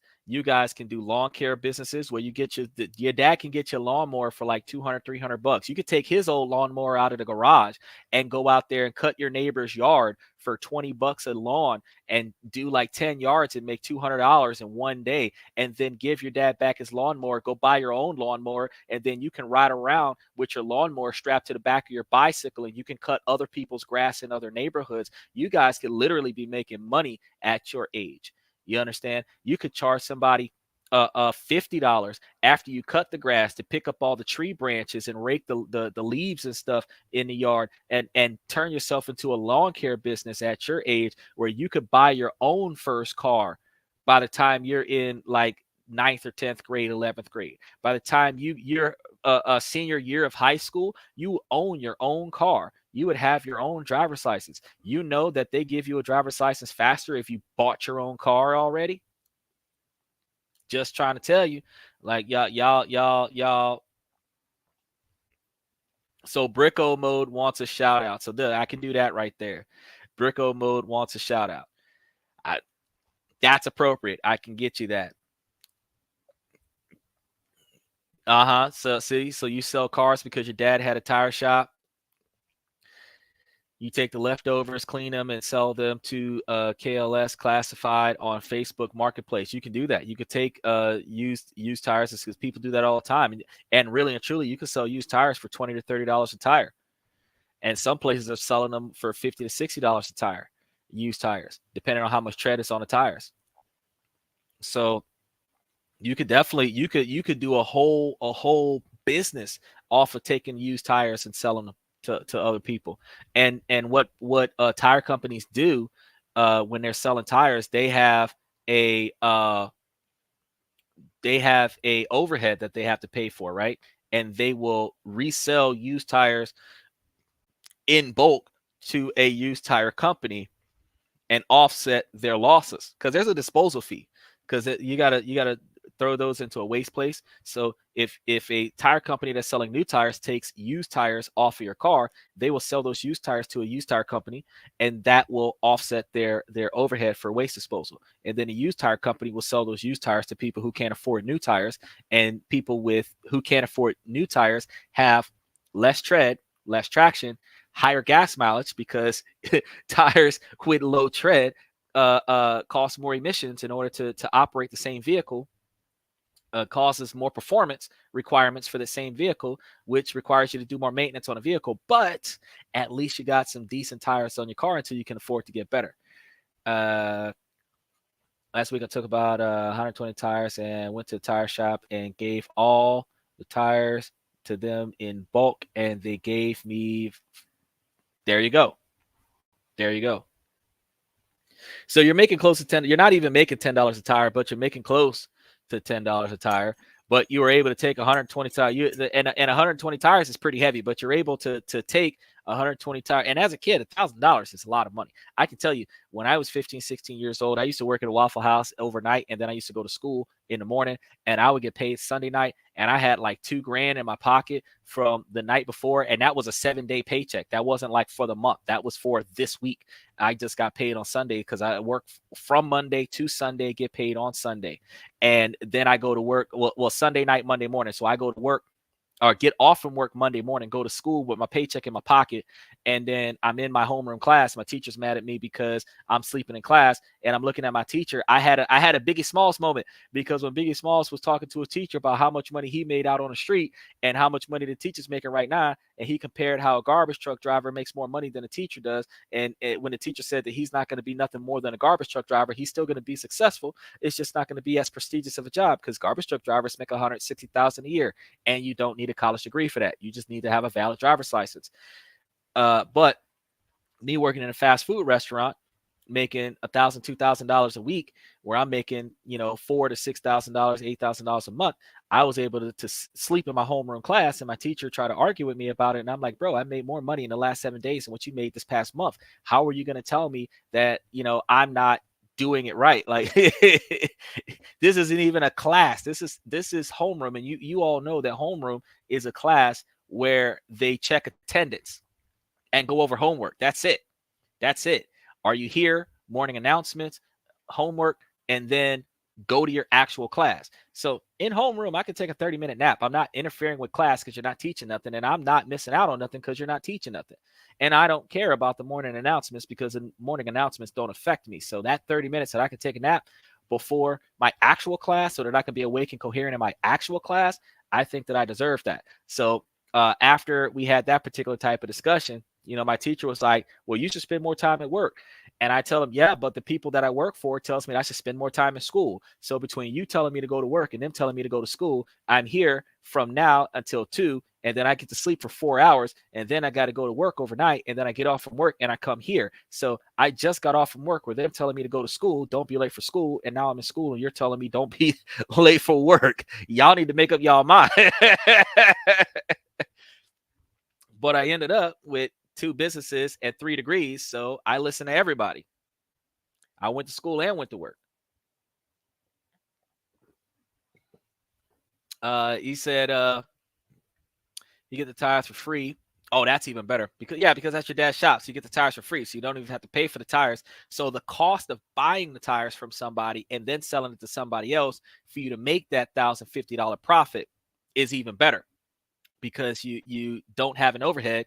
You're taking a product that doesn't cost you any money. You're selling it to somebody else. You're making $1,050 a pure profit. That's a good way to go. You should take those and invest. You should take that money and invest it. Instead of buying an Xbox, instead of buying a PlayStation and going to get that new GTA 6, you should take that $1,000 and invest it somewhere, either in some stocks, some bonds, some CDs, get you a whole life health insurance policy, something. Do something. Get you a 20-year plan set up so that at least 60% of the money that you're making doing that, you're putting it somewhere where it's gaining interest, and the other 40% that you're getting, you can spend it on enjoying life. That way, in 10, 15, 20 years, when you get older, that money that you've been sitting on in a high interest scenario where you're making 10, 15, 20% interest on that particular, or 8% on average interest on that particular money, when you do cash out on that money in your mid 20s or early 30s, you're living off of the interest. And that's not messing with the principal. So you could have a $40,000, $50,000, $60,000 a year income being sent to you from interest payments. and your principal is still sitting there. Now you don't have to work. You work because you want to. You work because you want to make more money than what you're getting back off of your stocks and bonds and stuff. But you could also start up a business and take some of the money that you're getting after you cover the standard of living and pay for the startup of your business, which allows you to expand your business a lot better. And then you're able to be more successful than what you would have been had you tried to increase your business organically. So definitely want to encourage you to invest 60% of that somewhere. And you can always talk to Joe. You can reach out to Joe, get the link off of the last show, or hit me up in the comment section after the show, and then I'll be able to give you an email to Joe, and then you can talk to Joe and let him know that you were on the show, you were one of the people on the show, and you had wanted to talk to him about some investment advice, and he'll be able to tell you what to do. He'll be able to tell you what to do and where to go. Now, granted, you got age limitations because you're supposed to be over the age of 18 in order to do certain things, but if you wanted to do these things and you tell your parents to do this for you, or have your parents set up the account for you under their authority, and then you're doing it with your own money, either way it goes, the bank recognizes your parents' authority approving you to do it, and then you do whatever it is that you want to do with your money. And you want to do it in a legal fashion so that you're making good at money, making good money that's not going to negatively impact you in the long term. And then, so you guys are talking about how you're getting stuff in bulk, you're selling everything in a good setup. You guys are doing big deals, and then you bought a skateboard. You bought a skateboard, Deck Thunder Hollow Light, truck bones, red bearings, spot. What? So what were you doing with all of that? You were adjusting a skateboard. So you spent all of that money on a really fancy skateboard. Well, transportation is you got another crooked skateboard. So the skateboards are a good way to get you around, but it takes a lot of manpower, especially when you got a lot of friction there. So skateboards, you're one step away from walking with skateboards. If you've got a smooth slope, you can get where you got to go with a skateboard, but it's not good when you're doing long distance uphill, especially. You can't skateboard uphill, y'all. You can skateboard downhill, but you can't skateboard uphill. You said I snapped my last board trying to kick flip this nice star at high school. You're not supposed to be kick flipping at high school. You're supposed to be at like the skating rink or at the library or something like that, outside of a police station until the police officers come back to the station, kind of thing. You're not supposed to be kick flipping at high school because they have nothing going on over there. Oh, hold on. He said it is a great time to invest into fashion brands. It is. I actually got a contract with a couple of brands that I'm supposed to be marketing, and I market them on Pinterest. And any commissions that I get off of clothing brands, I actually add that to the overhead of the podcast so that I don't have to worry about paying so much for the podcast. But podcasts aren't free. You could do a free podcast, but podcasts aren't free. You said not 1,000 each setup is $160. About I spent like $700 on parts. No, that's what I'm saying. Like you basically spent $1,000 on the accessories to upgrade your board or repair your board in order for you to get your board the way you wanted it to be, which also left you with like $300 something left, $350 left for you to like buy yourself some food and stuff to that effect. But we do the same thing with cars. When we buy a car, those of us that are gun fanatics and we buy guns, we buy accessories for our guns. It's the same thing. You're going to spend a basic amount for it, but then you're going to spend a larger quantity of money for all of the accessories. And that's why they always sell you accessories and encourage you to get accessories that are nifty, that'll help you and encourage you to spend all of this stuff to make it look cooler. If I'm going to spend money on something, I'm going to spend money on something practical. Even though I might feel like it's a waste of money, practically speaking, I'd be able to utilize it more effectively over a longer period of time than I would something that I bought it because it looked cool. If I have a firearm, I'm not going to buy gold triggers because it looks cool. If I'm going to change out the trigger, I'm going to change out the trigger for something that's more efficient. I'm not going to buy accessories to make it fancy because when you stand out, I know that so many people like originality. and they spend all of this extra money to be different. But one of the things that I've come to learn in my life is that when you don't look like everybody else, standing out can be a problem when you are doing stuff that you don't have any business doing. Okay. So first problem is that if you're the only person in this area looking like that, doing that behavior, it's easy for them to catch you. The other problem is that you spend a whole lot of money to be less common because you're not the only person that bought that stuff. That's why that stuff is hot sales.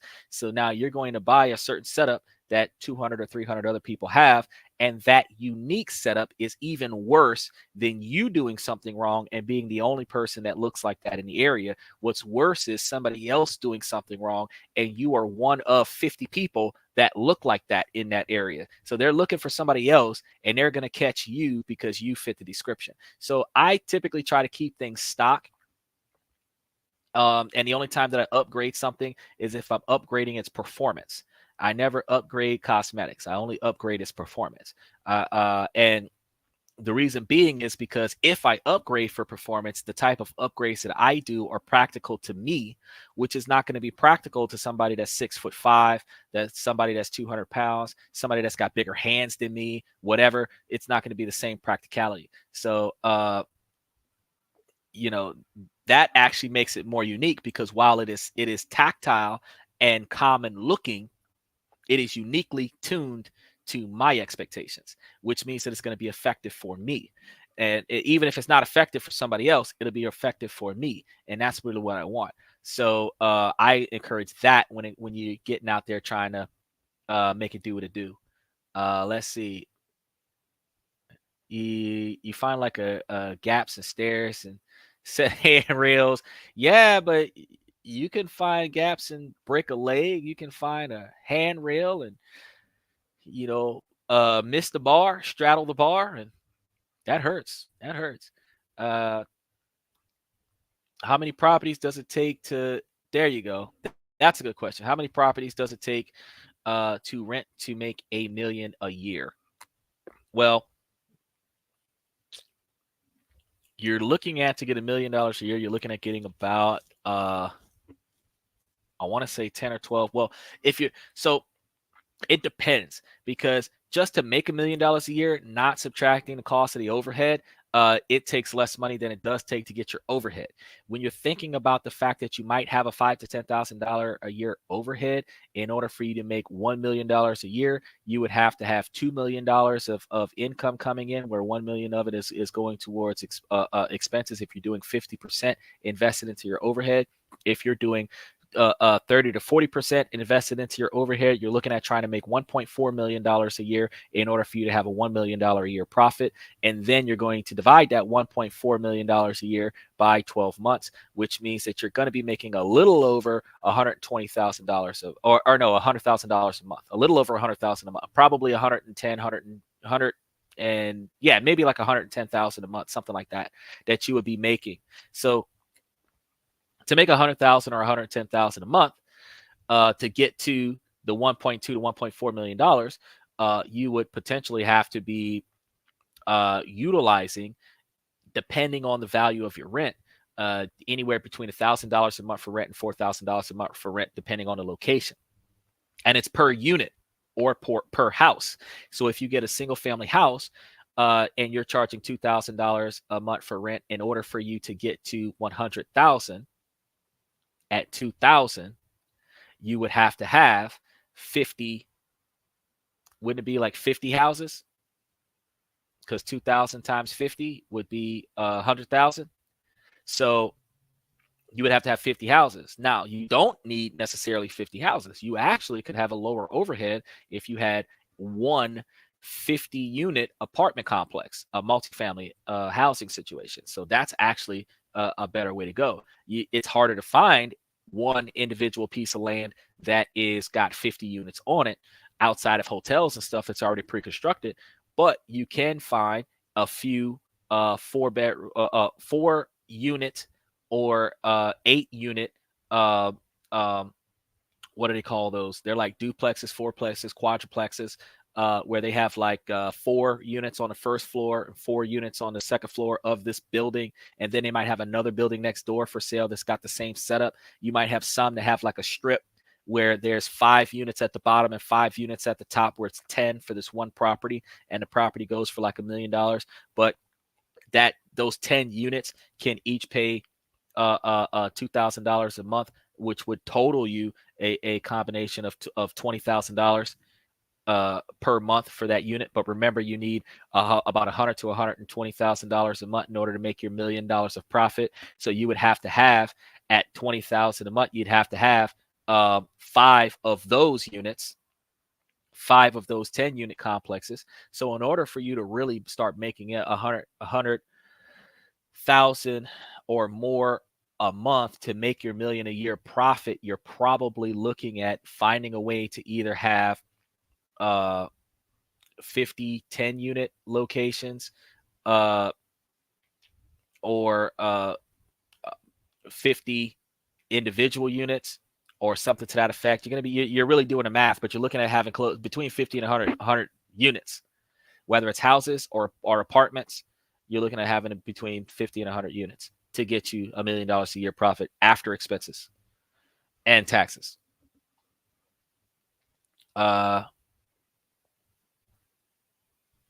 You're telling me that well, the money is going to be practical if you skateboard a lot, because wear and tear is going to basically pay for itself. And yeah, you're going to break a lot of boards because of the uneven terrain. So you're going to buy a lot more boards. And that's the reason why you spent $700 more on it. So it does make sense.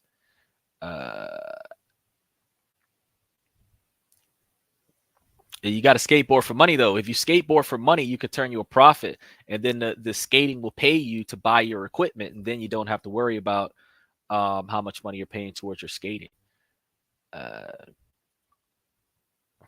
I never got into. I started trying it out, and I didn't like the effort that I had to put into skating. So I was like, yeah, skating is very, very common. It does cause you to get injured pretty quickly. It's not really it's not hard for me to understand why you do it. It's not really hard to understand how much the cost is to maintain that particular type of hobby. But it is easy to understand that hobby can turn into an income, and it does take a lot of practice. So for you to get into a skating competition to win a prize, I do understand that you have to put in a lot of work to get there. You're not going to get there for free. You got to pay money to get money. But one of the things I always encourage people to do is to take what you love and find a way to make a profit off of it. That's the best way to go, no matter what you're trying to do. But there is going to be that curve where you're going to take what you love and you're going to do it at a cost. And then after you do it for a cost for a while, you're going to start making money off of doing it. And eventually you end up with sponsorships. Like you've seen, I've promoted some companies on my show over the past couple of weeks, where you get sponsorships where people pay you to put their product on your show, or put your product on your, like you have sponsors they'll put their company logo on your gear, your clothing and stuff like that. They'll give you brand stickers to put on your skateboard and stuff like that. So while you're skating, their logos is on your person. You can get those sponsorships. So it's still something that you work your way up to.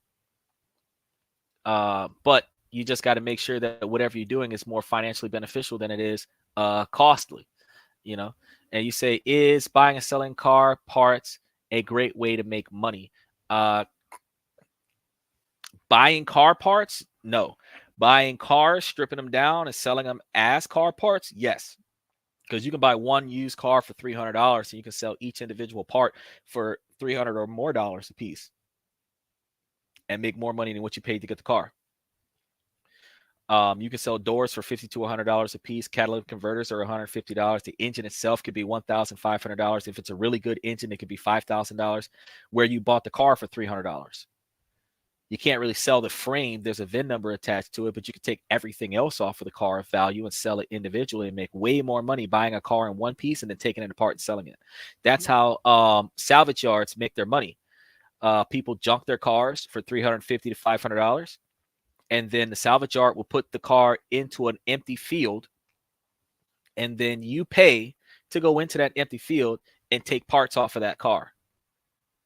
And then when there's nothing left to take off of that car, they take that car, put it into a car crusher and crush it. You can make big business out of taking cars. And that's one of the reasons why chop shops were such a rage. But the reason why chop shops were illegal was because people were stealing cars and then taking the parts off of those cars and selling them for parts. But if the cars would have been sold legally to those chop shops, and then those chop shops cut those cars up and then sold those parts, they would have never been illegalized and they would have made tons of money. But it was the fact that, people want stuff that other people have, and the only way that you can get it is if you take it from somebody else because they're not willing to buy it from somebody else. That was the reason why you had that particular type of problem. Yeah. So a lot of the impacts, especially because you're center mass on those skateboards, when you touch down, you actually end up breaking the board over time, especially because the board's going to get wet, weather conditions, skating in the rain, skating through water puddles, stuff like that. The boards are not going to last forever. So you will have to continuously buy new stuff. So I definitely understand why you did what you did. I just say, don't waste money on cosmetics. Invest money on upgrades that actually upgrades performance, repairs. It's always good to pay for repairs. It's always good to buy extra stuff for repairs if you're having the same damages on a regular basis, especially with your skateboard, because what happens is usually you'll find this out as an adult. When you don't have money, bad things happen.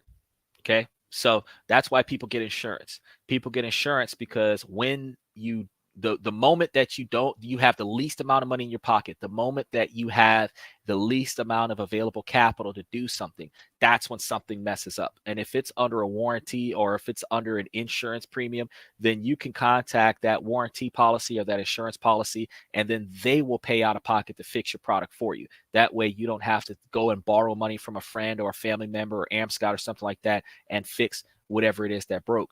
Instead, you would be able to put whatever it is that you broke into a program where they'll fix it for you at no extra cost to you, give you your stuff back at a reasonable period of time. And in some situations, they'll give you a loaner that you can use until they finish fixing what you got. But is YouTube another way to make money? That depends on what you're doing. I actually qualified for a payout this month. You can get money off of YouTube. You just got to really, there's more than one way to get money off of YouTube. If you're going off of entertainment, you're going to get more views because you don't have confrontational content. Non-confrontational content gets watched by more people. Confrontational content is watched by less people. If your content is biased towards any individual group, even if it's unintentional, the offending party is going to watch it less. The people that agree with you are going to watch it more. So you'll have a large quantity of subscribers, but you'll have a lower quantity of viewership because your content is controversial.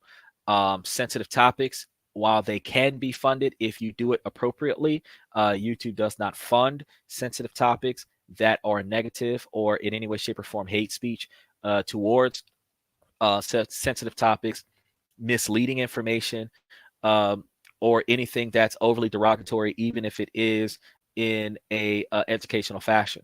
And derogatory means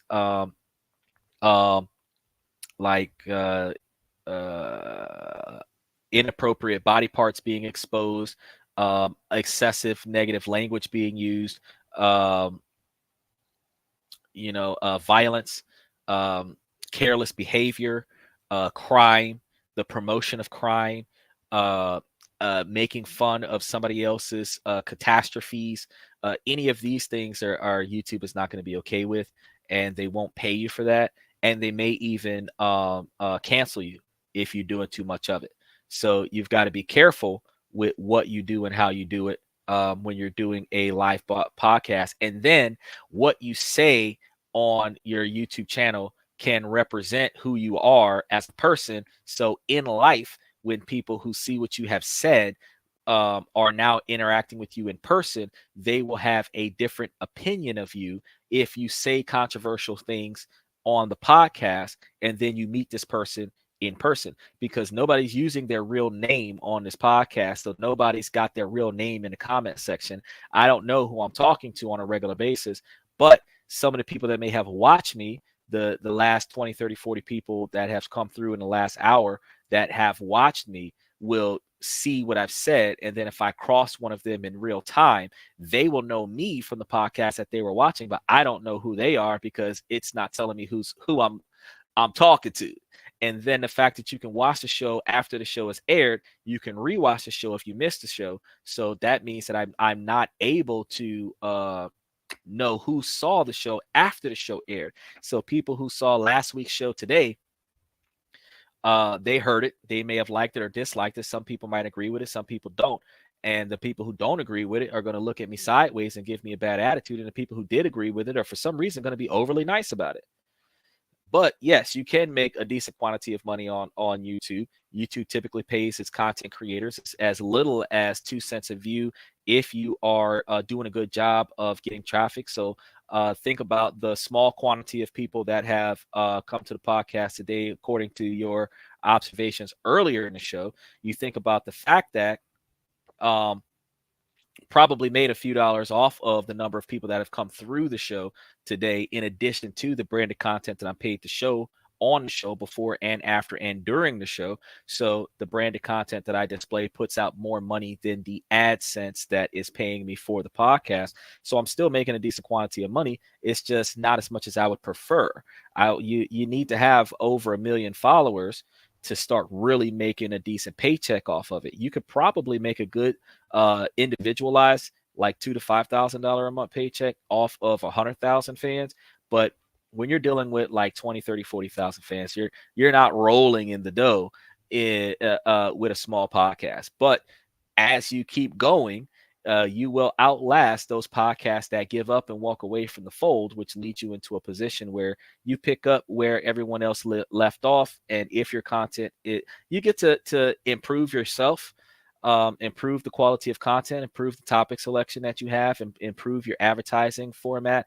And then once you kind of get you a good niche, get you a good setup there, you're able to then start bringing in better quality fans that'll come and watch you on a regular basis, where you don't have to plan the whole podcast. You just have to turn on the camera and they're there because you turn the camera on, and once you get to that point, it doesn't matter what you do as long as you stay appropriate, because you could cancel yourself because you got reckless because you got a few 100,000 fans. You're like, blah, blah, blah. No. Don't bite the hand that feeds you. You can't talk down about the podcast just because you got a million or 2 million or 3 million views, because some of the people like you named earlier, like he who shall not be named, he had a few million and they shut his whole channel down. So, and for him to have a few million, and they have 2 billion people on YouTube, and he probably had 2 to 4% of the market, and they shut him down. They don't care. They will make somebody else a YouTube sensation just by having the algorithm promote somebody else's podcast. That's all it takes. You asked me, does bonds make more money than stocks? Yes and no. Yes, bonds make more money than stocks over a course of 20 years because bonds aren't taxed as much. The government bonds are buying against the debt of the government. Treasury bonds buying against the debt of the government. Stocks are taxed right now at almost 28%. After they finish making the changes with Project 2025, it should be closer to 20% or 21%, something like that. Because there was like a 13.8% increase somewhere in there. So there's going to be lower interest rates on stocks. But when you're doing a trade platform, like I was talking to my buddy, he's got this investment thing. He's throwing money into a stock online. They're charging him 6% to get his money back. You're going to get taxed almost 20% on the money that he puts up, or the money that he makes off of it. So say you put up $1,000. The platform is offering a 20% profit. So that means off of that $1,000, he'll make $200. The government's going to tax you like 20% of that $200. So they're going to take like $40 from you, right? So that's going to bring you down to $160. The company is going to charge you 6% to take your money out. So if you only take out the $160, then they might take out like $6, $7, $8 out of it, which brings you down from 200 profit that you made down to like a 130 or something like that. But if you took out the whole $1,600, they're going to tax you 6%. They're taxing you 6%. Now they're taking like $66, $70 out of your money that you put in there to withdraw the money off of the platform. So while you made $200, after the government takes 40 and the platform takes like $66, $67 off of your thing, you lost.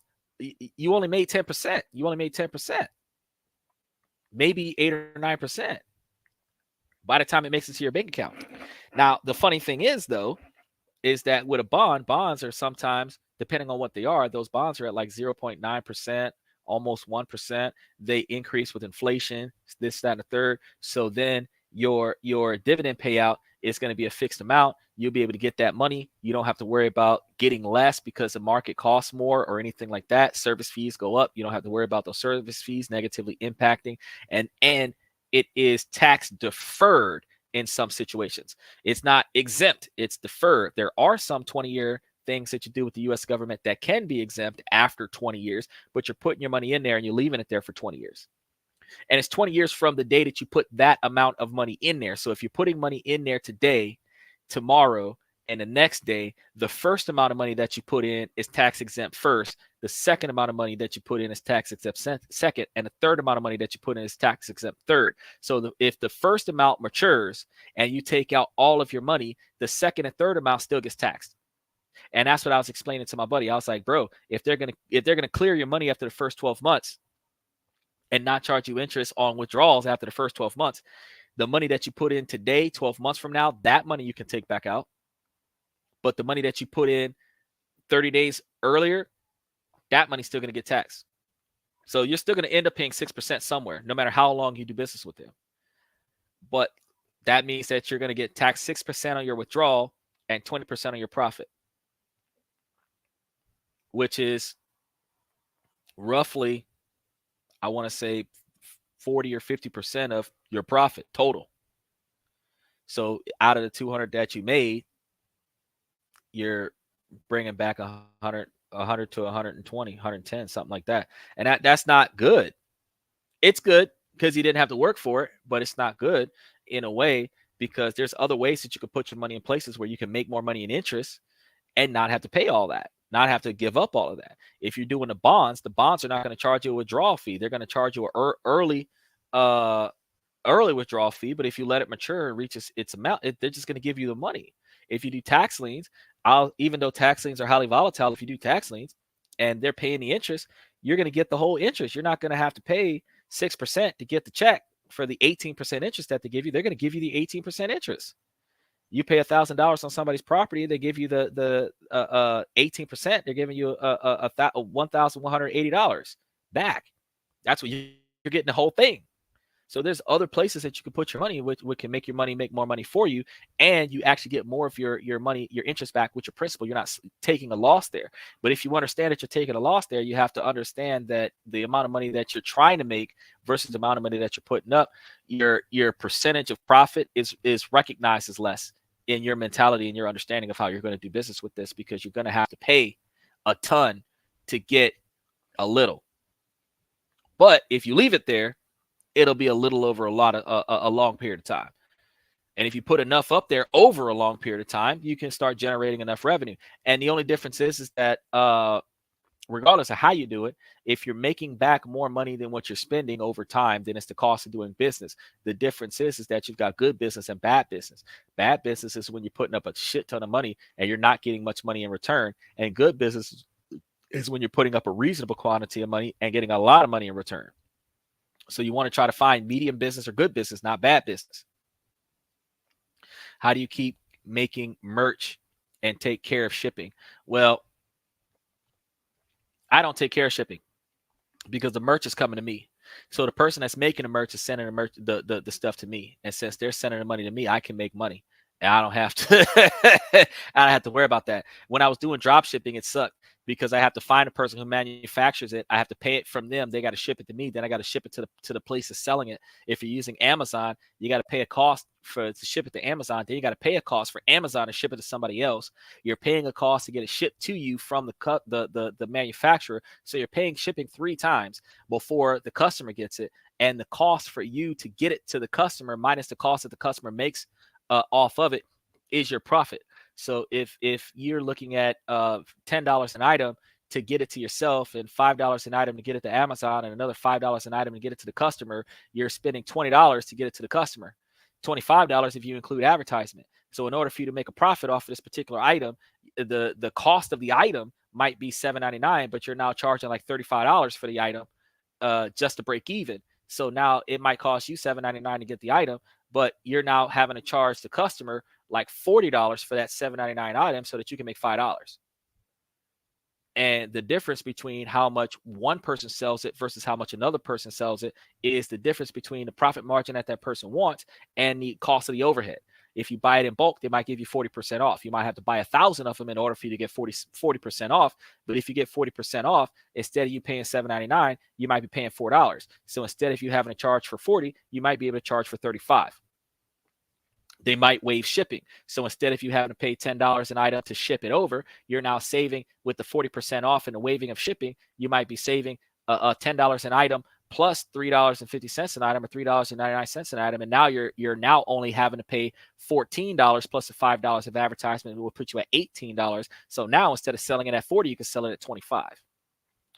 That's how you're able to manage it. But the other thing is that you're not the only person selling it. You got to compete with somebody else who's selling the same product that you're selling from the same merchant that you're selling it from. And that means that when they realize that they're competing with you, they'll lower their price to undercut you so that they can make sales, which is going to force you to lower your price to undercut them so that you can make sales, which is going to force them to do the same thing. And y'all are going to keep undercutting until one of y'all is willing to take a penny per item. And once you realize that the amount of profit that you're getting off of the product is not worth the effort, you're just going to quit selling that product. Now you got to go find something else to sell. So drop shipping is not as easy as people think. He said, how much money do you think Joe Rogan makes on his podcast from YouTube alone? I don't know, because I got to see how many followers Joe Rogan's got. What is his percentage of viewership? How many people are on his live at a time? I know that what's his name? Anthony from the Whatever podcast. I watched a short that he put up. It was an 11-minute video, and the fans were donating $100 a minute to make comments on the podcast, audio comments on the podcast, and $10 a minute to throw up a visual comment on the screen where you guys are getting it for free from me right now. And in 11 minutes, I've seen about $1,000 go across the screen. So I know that guy's making a lot of money, but he's got 3 co-hosts, because he's got I think the guy's name is Alan, and then Maddie, and so you got three co-stars, and they're dividing the money. So each one of them would have made $300 off of that. The person running the camera, the person that is taking the comments and turning them into audio files. They might have a separate person taking the comments and putting them into text. So you might have like 5 or 6 people working the thing, plus somebody's paying for advertisement, all this other stuff going on. They might have to rent a venue in order to get everybody in one place at one time, and then the equipment that they pay to set it up. So they could still be making $40 or $50 an hour per person, or $200 or $300 an hour per person to run the podcast. And the podcast could be a $3 or $4 million a year podcast, where 60,000 of it is the overhead. And then the 3 people that you see on camera are making $300,000 a person off that podcast. But to get there, that guy's podcast is over 10 years old. His podcast started in 2014, I think. 2013, 2014. So he's been doing it for 10 or 11 years to get 4,400,000 fans on his podcast. I've been doing this since November of last year. So this month is the 12th month of me podcasting. Not supposed to have a ton. I could have a ton if I was doing non-controversial topics, but because I hit on controversial topics, I gotta understand that it's going to be a slow grind, that only like-minded individuals will come to the podcast. There is a niche for everybody because there's like 355 million people in this country. And since I'm talking about the difference between males and females on a podcast, a lot of the times there's going to be some situations where 50% of the fans that I could have got are not going to be here because they don't want to hear that they need to improve their behavior. And then the other 50% is going to be here, which is why about 85% of my podcasts are men. So the other 15, so you're looking at out of every 10,000, about 8,500 of them are men. Okay. And then the rest are women. So the majority of the pods, and that's going to be the slow grind. That's going to be the slow grind. So out of every 20 grand, I'm going to have like 17,000 of them are men, and then the rest of them are women. The other 3,000 will be women. And that slow grind to success means that the women that are going to be here are going to be here because they agree, or they just want to have somebody to argue it. The men that are going to be here are going to be here to learn from the business and finance information that I give them, the tax information that I give them, money-making opportunities that I can give them. Because like I was telling you guys about the dog walking thing and the lawn care thing, you guys could do articles, do affiliate marketing articles. You guys could make you an ebook where you could be self-published, where you could put jokes together, put them into a book, and then sell it online. You can then take the books that you've made and start up your own e-commerce store, and then sell your content on your e-commerce store, where it's free to keep it up there. It's not free. You got to pay a little bit of a membership to keep it up there. But every time somebody buys a digital copy of your stuff, you get a profit off of that. You could promo your ebook in your articles, your blogs. And as you build your fan base, you have more people buying your stuff. And then you end up making money doing that. You can also correlate that with doing a podcast like this, and then you can talk about your blog, you could talk about your ebook, you can talk about where to go to find your stuff, and then that'll still draw traffic to your content, where you'll not only get paid for the people who watch commercials. Every time a commercial passes across the screen, I get paid for it. So you don't just get paid for the commercials that pass across the screen or the people who have Prime. You also have the ability for somebody to make a sale while you're on the screen. So that's one of the perks of having a longer podcast, is more people come, more people see what you got going on, and more people try to buy stuff. But yeah, he could be making a decent quantity. He's been around for a while. The fact that I know who Joe Rogan is without ever meeting him means that he's more of a YouTube famous kind of guy. And he's probably done his own book and everything like that, and been on a TED Talk and everything like that. So, he's good for it. And he has a larger followership, but he would have done this for years. He's not an overnight sensation. There are very few overnight sensations. Overnight sensations are like winning a lottery, and people have people typically these days are stemming towards entertainment or stupidity, and entertainment from stupidity. So you typically find those anime, the people who are creating the little cartoon skits, they're going to be a almost an overnight sensation, because people are going to watch it, they're going to like it, they're going to share it with somebody. Those people are going to watch it and like it and share it with somebody. It's just going to go viral because it is not overly offensive to any one group of people, but everybody else, yeah, you're going to piss somebody off. When you start talking about money, more people who are broke want to find ways to make money. They're going to come to see what you got going on. And then the people who are not broke, who want to come and criticize the information that you're putting up to see if what you're saying is legit, those people are going to come and you're going to drag both groups of people in. And as they come in, you're going to end up finding somebody that's going to be able to tell you, hey, you don't know what you're talking about. And some people are going to be like, man, I learned a lot from coming to your podcast. You know what I'm saying? So in both scenarios, you have some pluses and some minuses. And that's why I try to do a lot of research to make sure that when I do talk about something, I'm not talking about something that doesn't make sense, that doesn't have any backing. I'm not just going to talk out the side of my neck. I'm gonna do some digging, and then I'm going to present the information that I found. And if somebody's got more money, then I'm going to try to change things up and make things better. That way it makes more sense so that everybody can make money off of it.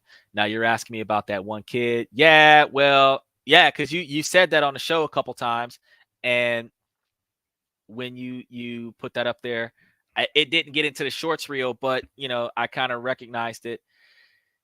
And a lot like when Joe came up here and talked about Skippity Toilet. I mean, you guys have a bust out laughing scenario because it's kind of entertaining. Do I have a favorite commenter? No, because I don't really sit here and watch. I know that I've heard some things that Myron used to say when I first started getting on social media when he was talking about the gender inequalities. There's some female commenters that get on there and talk about gender inequalities that are making it make sense now, but people don't really like what these people have to say a lot of the times. They're going to have a primarily male backing because the men are going to be like, yes, we're going through that. The women are like, nah, I'm not willing to admit that. So we have that problem. But nobody, I cannot say that I idolize or admire or in any way, shape, or form feel like that person is the reason why I decided to be on podcasting, to say that I have a specific favorite. The reason why I started podcasting was because a buddy of mine told me that he wanted to do a podcast. He was talking about automating a podcast. I did the research on automating a podcast. It takes a lot of money to start up a podcast, to pay other people to create content for you, to automate a podcast.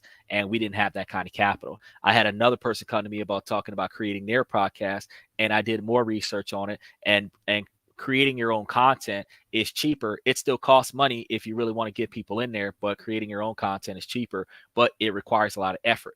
And then when I talked to my first buddy about the podcast situation, I was like, look, this is a way to make money. We just got to do it right. And after I talked to him about it, we were supposed to go in it together. We went in it. I had put in more effort than him because my work ethic is stronger than his. And then he kind of backed out of the situation, and now it's a solo show. So he's doing his own thing, playing video games on Twitch.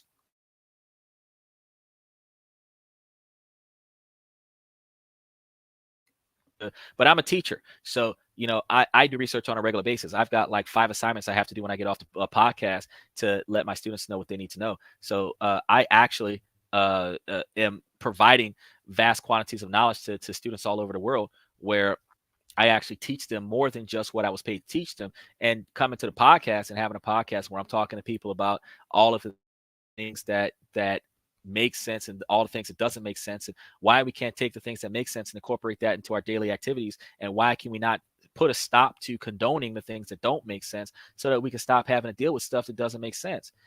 We should not have to deal with people who are shoplifting out of grocery stores.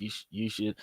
Why are we going to have to find a salesperson at Walmart to unlock the Pop-Tarts from a clear glass door? Like, can we just not go to the store if you don't have money? So I buy groceries and get it shipped to my house so that I don't have to go to a grocery store.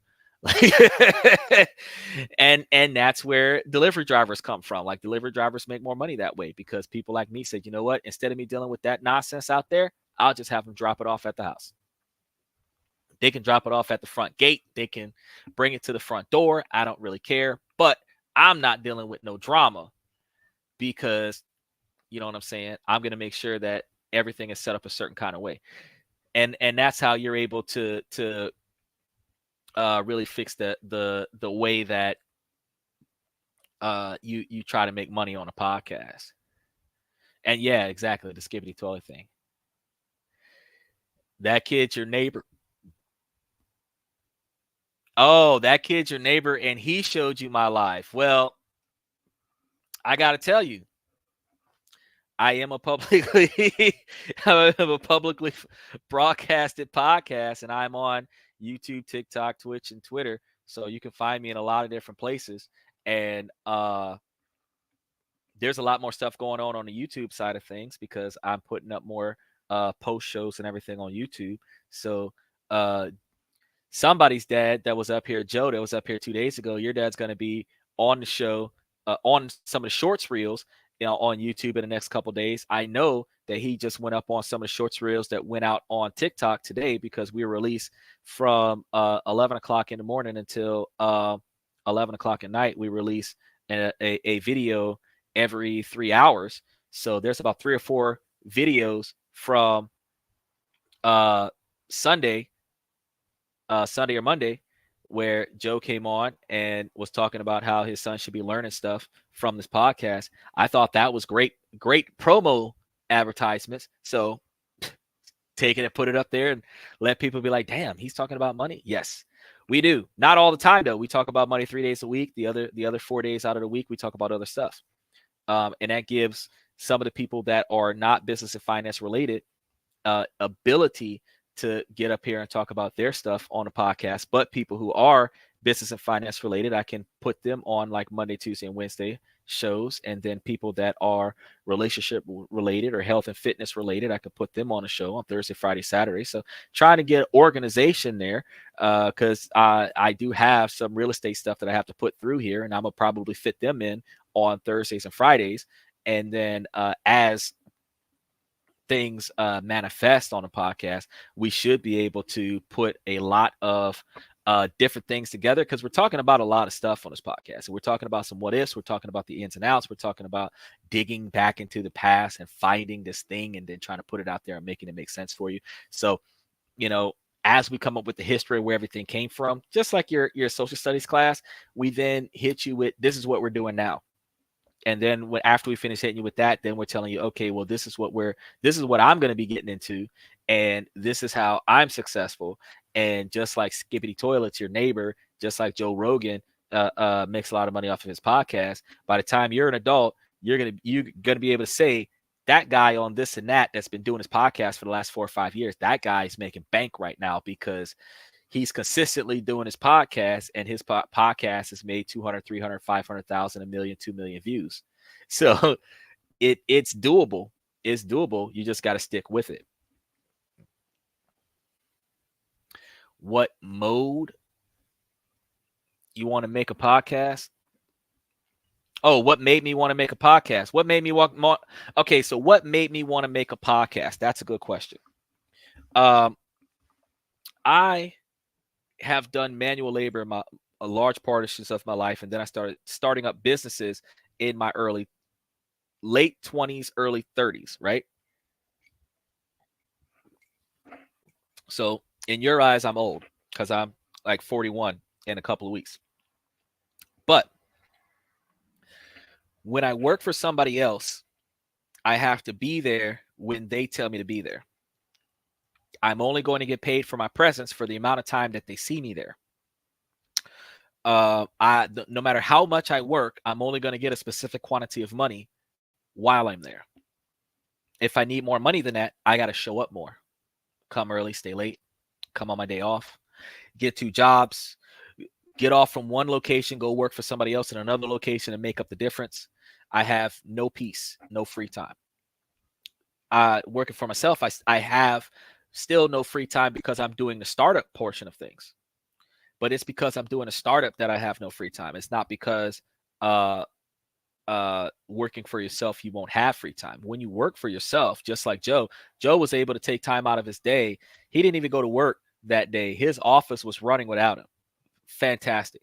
He was able to jump onto a podcast, have a 2-hour conversation with somebody to promote his business. And that's what he did that day. So he woke up in the morning, he went to the gym, he's traded stocks, he didn't go into his office, he contacted somebody for an appointment to do a live podcast, he jumped up on a live podcast from the comfort of his own home, and then he went to bed. That's all he did when he went live on the show that day. He explained it to us, his whole rollout. Those of us that work for somebody, that's not happening. We got to spend 8 to 10 hours somewhere working alongside people with worse work ethic than us, being held responsible for the lack of productivity of the group, when those of us with high work ethics worked harder than the rest of the group. When somebody makes a mistake, they lecture the whole group. They don't just get the one person who messed up. They lecture the whole group because one of us should have caught it and fixed it.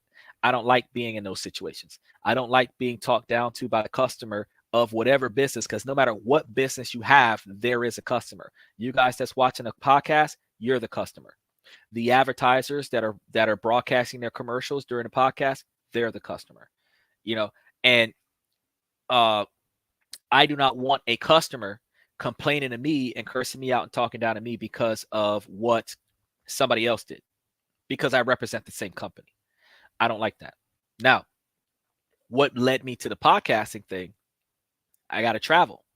Because I got to travel, whatever I do for work has to be able to travel with me. That way, I don't have to change jobs. I don't have to change locations. I don't have to close down my business and start up a business somewhere else.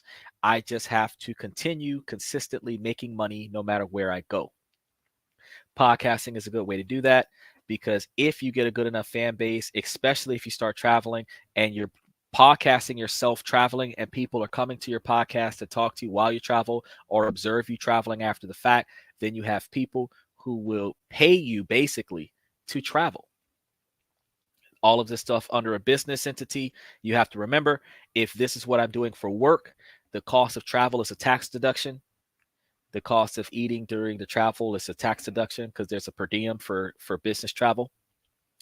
And then when you start taking into account traveling overseas, and you start talking about podcasting from overseas, almost like journalism, you're looking at, I'm gonna get paid to walk around with a video camera when I feel like it, to record what I feel like recording, as long as I'm complying with whatever laws in the city, state, and country that I'm recording it. That's what led me to podcasting, because it is easier for me to sit in this chair and talk to you for 2 hours and 20 minutes on a video camera than it is for me to lift 75 to 100-pound objects for 2 to 3 hours in a hot environment with no AC, no proper ventilation, water on the floor, ice on the floor, trash on the floor, cars passing by, all this other crazy stuff that you got to deal with manual labor jobs. It's easier for me to do this. And at older in age, with all the injuries I've received from manual labor work and police brutality, I can tell you honestly, my physical condition is not going to continue being a manual labor worker. And when you're dealing with starting up manual labor work and you're hiring other people to do the manual labor work, you got to take a large quantity of your money and put it aside for workman's comp insurance. So instead of me having a business or entity that requires me to have compensation for people's stupidity, I thought that it would make more sense for myself to start up the type of business that the only overhead that I have to cover is the accessibility to the internet, websites, software, and stuff to that effect, because I don't have to refund anybody anything. The only thing that I refund if somebody joins a membership and cancels their credit card or whatever before the 30 days is up, that $3 is all they're getting back. That's it. That's it. I don't have to give people hundreds of thousands of dollars because of a mistake. See what I'm saying? So I'm doing collateral damage. I'm minimizing my expenses, and then I'm maximizing my yields, because while I do get branded content contracts that allows me to get a few $100s here and there from each one of the items that I put up on the podcast, whether it's a post recording or during the live podcast, those items gives me financial compensation that covers the cost of the podcast. And then I'm broadcasting on multiple platforms. So while I get a little bit of money from each one of those platforms come together and pay for the cost of the platform. That's when I start breaking even. And as I break even, my money can go towards extra advertisement to bring in more traffic, and extra advertisement for more traffic actually brings me more viewers, which brings me more of people on the live, which brings me more interaction, which makes it more reasonable for people to sit here and hold conversations with me. But as long as I'm doing it in an organic fashion, organic means that randomly somebody gets told about the podcast, like your neighbor told you about it, or randomly somebody sees the podcast, comes and sees what's going on, and either they're entertained by my voice or they like what's going on the podcast, whatever, and they hang out for the duration of a reasonable duration of the podcast. That is when people will come, and that's going to come less often than a million people sharing my video. You see what I'm saying? So I could tell you that it is a good thing and a bad thing. It's a hard thing and an easy thing to be a podcaster, but it does pay. It does pay. It doesn't pay a lot in the beginning, and it is a long, grueling road. I can tell you right now, it takes 2 years minimum for any business, including podcasting, to stabilize and become financially successful. And that's not max, that's minimum. So You're not going to be an overnight sensation where you put up one good video and you're putting up great videos every time after that. You might put up one good video that gets 1 million views, and then you're good with that one video. You might get 3 videos over the course of a year, and each one of those videos get 1 million views a piece. But you're not going to have 1 million views a piece off of every video that you do. Some are going to do good, some are not going to do good. And then with the change in the market, the change in social media usage, you're going to have competition. And if you're in a highly saturated niche the way I am, you're going to have a lot more competition that has a larger followership, and you're not going to get accessibility to organic viewership as readily as everybody else, which means that you just got to deal with it and pay for some advertisement. So startups are hard. Startups are hard. Every company pays for advertisement to bring in more business. No matter how good the business is, they pay for advertisement. When your business has been around for 20 years, everybody knows who you are. When you've been around for 5 or 10 years, like Joe Rogan, everybody knows who you are. And because everybody knows who you are, everybody is able to tell everybody that you're on the air. When you have very few people who know who you are, and you think about 17,000 people that know about my podcast out of 355 million people, not that many people know about me. And that is out of the United States. You got to understand that there is about 5 or 10% of our followership from other parts of the world. So some of that is not even Americans that are watching my podcast. There are people in the Philippines, Ukraine, United Kingdom, Afghanistan, all these other places, Asia, Japan, China, Vietnam, that are watching this podcast. So out of that, you might have like 10,000 of them are Americans, and the other 5,000 of them or 6,000 or 7,000 of them are from other countries that are watching my podcast. Like one of the guys, Red Void, is from Romania. That's the guy from Twitch. So, and he comes up every night because it's early morning for him. So I'm like his, daily morning talk show. And that's a big difference. So not that well known in the United States, but a small podcast just getting started. And anybody who starts up a podcast, unless you're a comedy or self-degradation, you're not going to really get blown up, because more people will watch and laugh at you than people will listen to you tell them something that will help them better themselves. People like negative attention more than they like positive attention. People do not like to be corrected when they make mistakes. People do not like to be told when they're wrong. People do not like to be told when their behavior is inappropriate. They like to be entertaining by doing inappropriate things and being laughed at, instead of trying their best and being laughed at. So they will devalue themselves and do something ridiculous to get laughed at, because they intentionally sought laughter from other people instead of trying their best to be successful, and then ending up being laughed at in return, because that hurts a whole lot more. But being the most successful person in your age group makes you more respected by people in your age group, and it makes you more respected by people above your age group. And as you progress in life, when you as a young adult are respected by the adults because of your behavior, you will get more respect from your peers, because you got pulled with the teachers, you got pulled with the principal. You can convince the bus driver to do something different. When you have the authority that the other kids don't have because the other kids are immature, those kids will respect you. So clowning is not always a good way to go. Clowning, making an ass out of yourself, is not a good way to go in life. It's good for entertainment, but the respect that you would get, and it's hard because you can see this podcast is not like the best thing since sliced bread, because this podcast is going to teach you to be a better you. This podcast is going to teach you to make better choices, and this podcast is going to help you avoid people who don't make better choices. So you keep coming here, we're not always going to be talking about money, but when we're talking about money, you can take this stuff in, because this isn't taught in school. It's not taught in college. All that math that you learn to crunch numbers, and none of it has anything to do with how to make compound interest with the money that you get from your parents' allowance. But you'll come to this podcast and you'll learn about that stuff. You'll learn about compound interest. You'll learn about investment strategies. You'll learn about buying when the product is low and selling when the product is high. You'll learn about buying certified pre-owned vehicles instead of buying brand new vehicles because of the depreciation and value of the vehicle. You pay less money for the vehicle being the second owner and still getting it in mint condition, as opposed to paying the inflated price as the first owner and dealing with all the problems and the recalls. You'll learn from the mistakes of the people that I've talked to, as well as my own mistakes, so that you don't make those mistakes, which will make you a better person for yourself. You'll be more successful, and you won't have to deal with a self-fulfilling failure. And then with first person accountability, when you do recognize failure, you're able to say that I'm the reason why I am in that problem. I'm in that situation.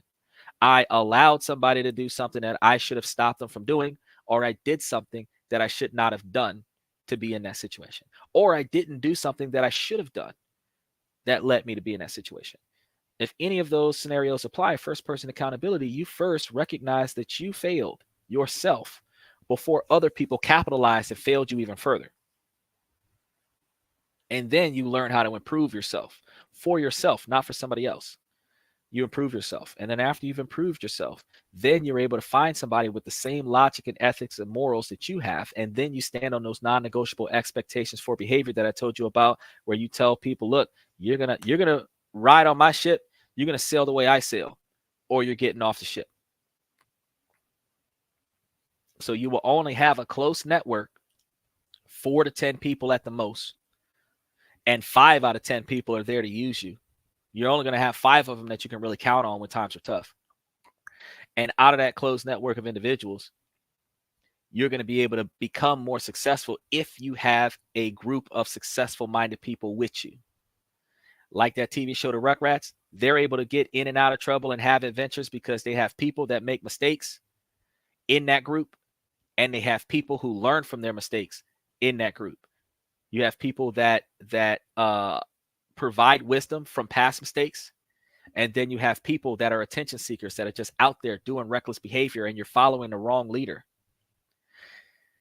But if you manage to keep a small group of people that are success driven in your network, then you're able to have a large group of people that are success driven to guide you to your success. And as a young adult, being able to find people to mentor you to start up your own business, get your own LLC, get yourself a C corporation, get yourself a business bank account, put that stuff into a trust, put a trustee on top of that trust, get that stuff to start making revenue, have that revenue start making revenue for you so that you can start getting paid on a monthly basis to do nothing. That's how you're setting up a 20-year plan where in 20 to 30 years, you can just stop working and money will continue to come in forever. That's the goal that you want to have. That's how you can say I can literally retire, because nobody's going to be able to retire on $1 million and say, oh, yeah, I got $1 million. I don't have to work anymore. That's not true. If Kamala Harris becomes president and gives every minority person $1 million, the money's going to be gone inside of 2 years. There's going to be a lot of stuff being bought, and inflation is going to make everything go up. But very few people who gets that $1 million is going to put that $1 million somewhere where they're not going to have to struggle for the rest of their life. And anybody who doesn't take 60% of that $1 million and put it somewhere where that's $600,000 is making $60,000 a year so that they don't got to work no more, they throwing their life away, because whatever they bought this year, cash up front, they could have financed on faith and made residual payments on. Because you got $1 million in the bank and you're buying something for $500,000. Period. If you got all the money for it, but you just want to finance it, and you got 90% of the cost of whatever it is, they should be able to take that. See what I'm saying? So either way it goes, we gotta find better ways to do what we do so that we don't have to struggle as much. And if we can find a better way to do what we do, then we can have residuals. But if she makes it in, and I get a letter in the mail from the U.S. government that says that because of my heritage that I'm going to get $1 million, or if my father gets it and because of his heritage I'm going to get 1/3 of $1 million, then I'm going to take what they give me. I'm going to invest it. Because if $300,000 and get you $30,000 a year, and this podcast and my other job, hey, I'm not struggling. I can reinvest a lot of that. I'm living off of 12. So I'm making 40. I ain't struggling. But there are some states that actually cost more money. There are some states where 60 to 70,000 is required. But there are some states where 24,000 is required. So you just got to really think about what you're trying to do with your life. Consolidation is key. You don't want to waste your money on stuff that you don't need. And then you want to invest what you don't need into making more money for you so that when you need money, you have extra money. You're not just supposed to throw it into a savings account and hold it there, because the bank is only going to take your money and invest it and make extra money for you. They're going to make extra money for themselves off of your money. But you have to put your money somewhere where your money is going to make extra money for you so that when you get that money back, you got more money coming back to you than what you put out. And that's the cost of doing business. With that being said, I'm going to go ahead and wrap things up for today, because I do got to go back and do some extra stuff in the back office of the podcast, like I told you about. So I really appreciate you guys coming to the show. And ladies, as long as the situation doesn't make sense, I'm going to keep asking y'all to make it make sense. So ladies, make it make sense. As we sign out of TikTok, I'm going to tell you guys, I really appreciate you guys coming to the podcast on YouTube, Twitch, and Twitter. You guys actually definitely put a good spin to the show. I really appreciate you guys. Give a shout out to all you followers. Shoot, you might as well tell your friends right now. I'm about to give y'all a shout out real quick. Mr. Pibbs, Liberty Twitcher, Courtney, Red Void, BC, Silly Emma, Rudolus, Noah, Gabe, A10s, Clips, Noah Schaefer, HD Heat, Lucas Poser. Get all y'all a shout out. I really appreciate you guys coming to the podcast, because no matter what walks of life y'all come from, you know, you guys definitely make the podcast what it is. Positive or negative behavior, you guys come to the podcast and make the podcast what it is, and it will be successful the easy way or the hard way. So I appreciate you guys coming, and I'm going to encourage you guys to learn something from me while you're here. You know, don't just come here just to clown around and have a good time. You want to come here, learn something, clown around and have a good time. Because if we're learning something and you guys are able to make some money off of the situation after you've walked away, you can make an ass out of yourself eventually, like Elon Musk did when he was jumping up and down on the stage with that tiny tot shirt that he had on. But you got to understand, he's a billionaire. He can clown as a billionaire because he's a billionaire. Before he was a billionaire, he wasn't clowning. So you got to think about it like that. If you want to get to that level, if you want to get the billionaire status, you got to first figure out how you're going to get to $100,000 a year status. When you get to that $100,000 a year status, you got to find out how you get to $1 million status. Then when you get to $1 million status, you got to try to figure out how you can get to a $10 million status, $100 million status. And once you get to a $100 million status, whatever you did to get to a $10 million status, you got to magnify that by tenfold so that you can get to a billionaire status. And if you can make that in your lifetime, you can jump up and down and clown around and skibbity toilet all day long. But at 14, 15, 18 years old on this podcast, clown around, you've got more time than the rest of us, because the rest of us started in our 30s when we realized that the way we was doing it in our 20s wasn't working. We changed our ways in our 30s and started doing better, and we start becoming financially stable in our 40s. And then we start trying to build wealth in our 40s, where our 20-year plan has us at 65, 70 with the financial success that we could have had in our early 30s if we would have been starting in our teens with positive enlightenment from the adults that are not teaching us, where we would have known what we needed to know. And by the time we were old enough to make financial mistakes, we wouldn't be making those financial mistakes. And then we would have financial success in our early 20s. And our financial success in our early 20s would have put us in a financially profitable position in our 30s, where we would have then been able to expand on our wealth, invest in other people financially, and not have to struggle. And most parents want to leave a legacy for their kids. I said it on the show yesterday. Your best legacy for you to live is not millions of dollars. Millions of dollars is great, but the best legacy to leave somebody is the success of other people. Your success should be the success of the other people that engaged you. Just like Martin Luther King. People only know about Martin Luther King because how much he did for other people. They don't know nobody else in that man's family. They don't know who his daughter is. They don't know who his wife is. They don't know who the man's father is. They know about Martin Luther King because of all the sacrifices he did for other people. The success for his culture after his sacrifice, he's known for generations, hundreds of years after it happened, because his success is the success of the people he impacted with his actions. And if your success, you want to go down in the history books, you want to still be talked about like Abraham Lincoln 200 plus years later, your success has to be the success of the people around you, like Elon Musk. Everybody who's got a self-sufficient machine in their house, their machine. So with that being said, I really appreciate you guys coming to This and That, where we talk about this, that, and everything in between. I'm your host, Xander, and I'm going to see you guys tomorrow night.